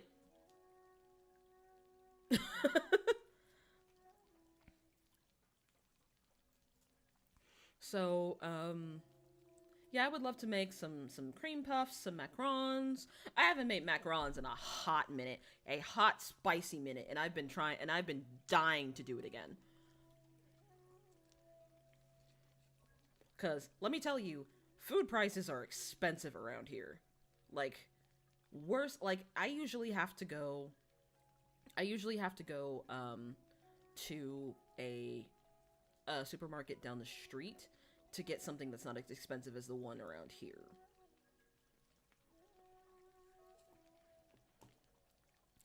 As a matter of fact, that reminds me, I need to go to H Mart. It's like 35 minutes away, but they're the only place that has yuzu soda, and I need yuzu soda in my life because it's that good. Some yuzu soda, some plum soda. Because I used to only be able to buy it at the Poke Store, but now I know where I can buy it. I know where I can buy it in bulk. Could write an analysis post on Bleach characters, but an analysis paper on... Actually, I would actually say that that's fairly accurate.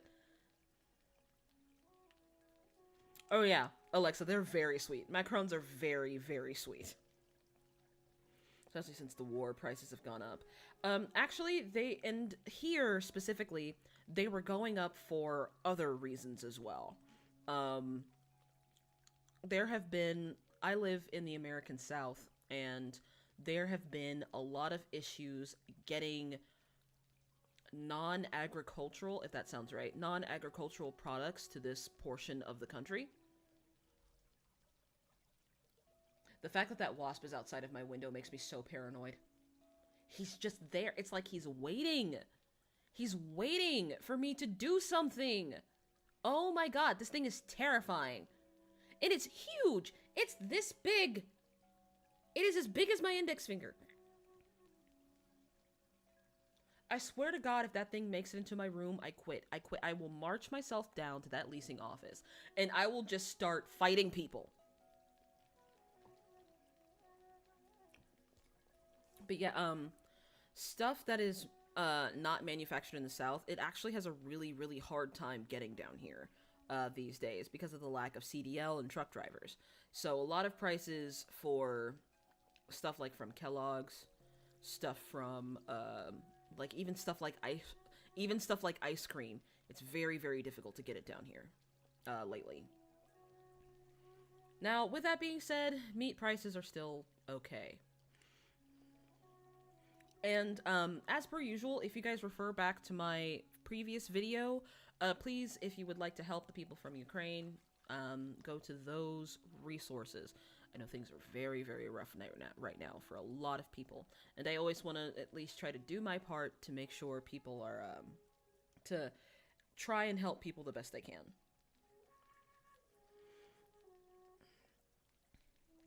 Here, the prices were already going up, but we're in the middle of a severe drought in Portugal. It's raining cats and dogs, and it's very warm and sunny every day. are having the exact opposite problem, actually. All during winter, where it's usually like stupid dry, it was just raining constantly. Just constantly. Granted, that kept me from getting nosebleeds. On the other hand, people drowned. So, you know.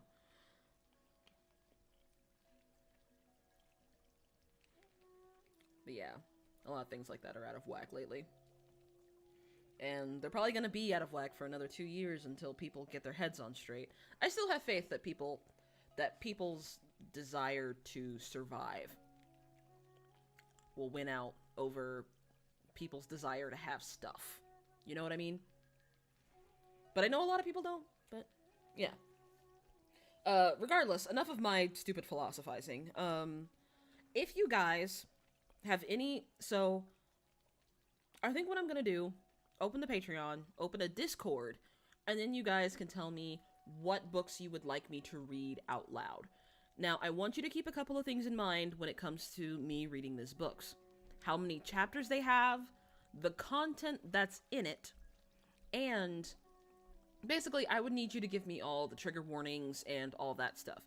Because I can tell you, if there's anything to do with, like, you know, racial relations, assault, you know what kind of assault I mean, of anything of that kind, I am probably not going to read it on stream. But just keep in mind, you know, the content, just keep in mind all the content warnings, and just let me know. Yeah.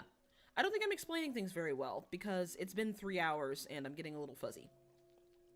Is there anything else that I need to talk about? Any other questions you guys have?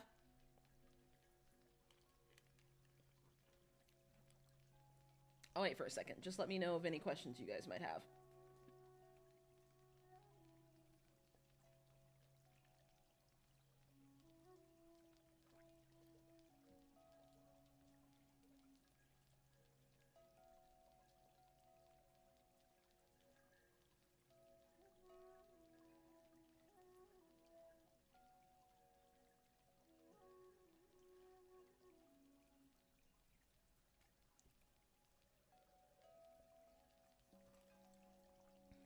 Next time you do a stream, will it be continuing Faraway Wanderers? Yes. Yes. Yes, it will be.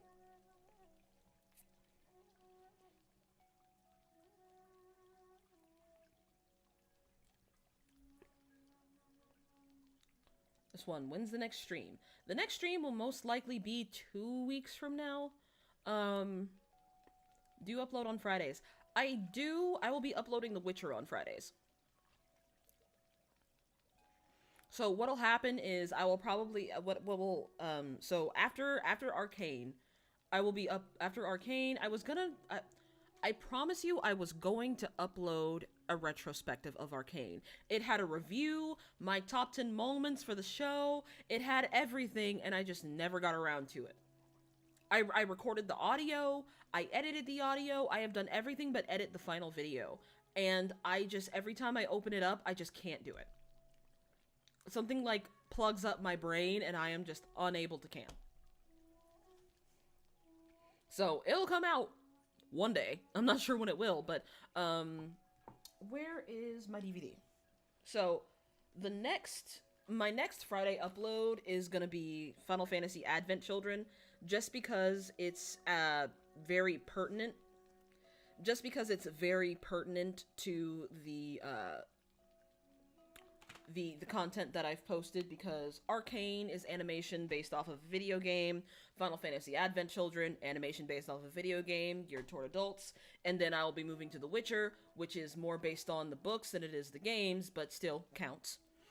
And then what I'll do then is that I'll watch Kingsglaive, because even though I've played and 100%ed Final Fantasy 15, I have actually never watched Kingsglaive.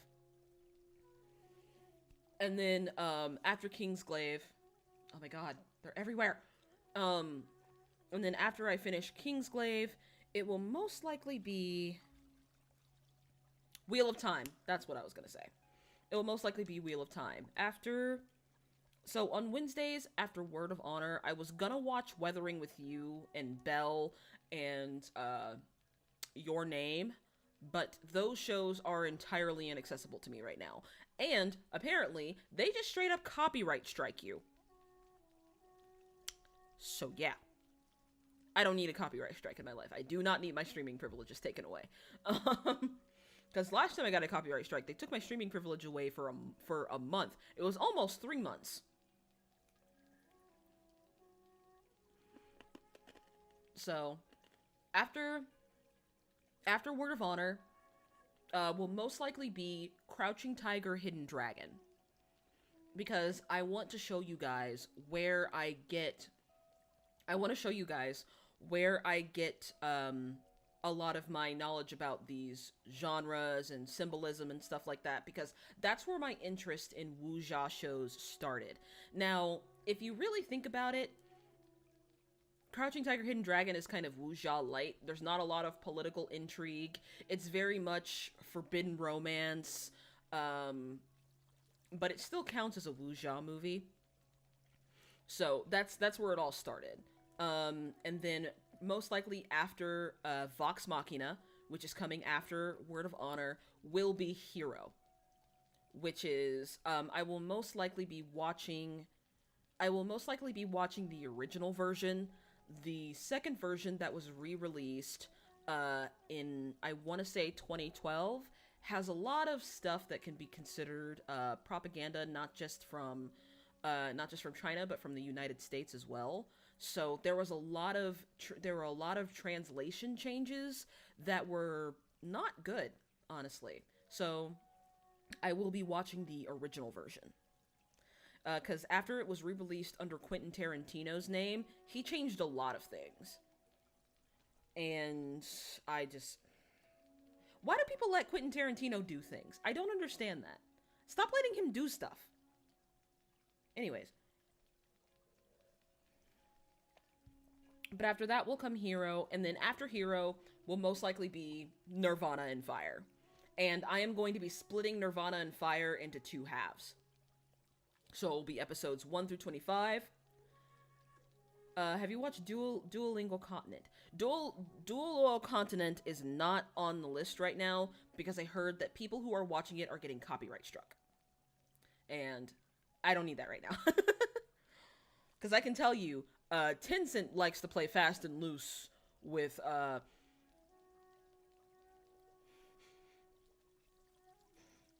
smell cigarette smoke. Because I can tell you that Tencent plays fast and loose with copyright strikes, and it's not pretty, because that's how my other channel got struck for a second time, because I kept appealing my Intro to Wang Jian 101 video, and they were like, you know what, shut up. There we go.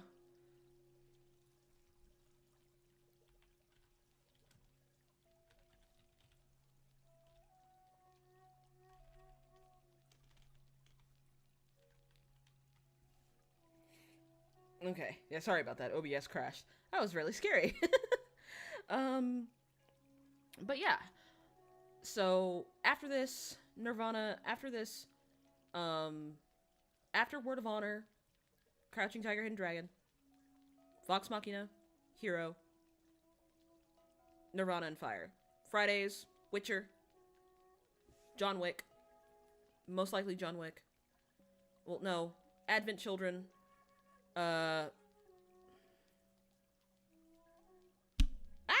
sorry.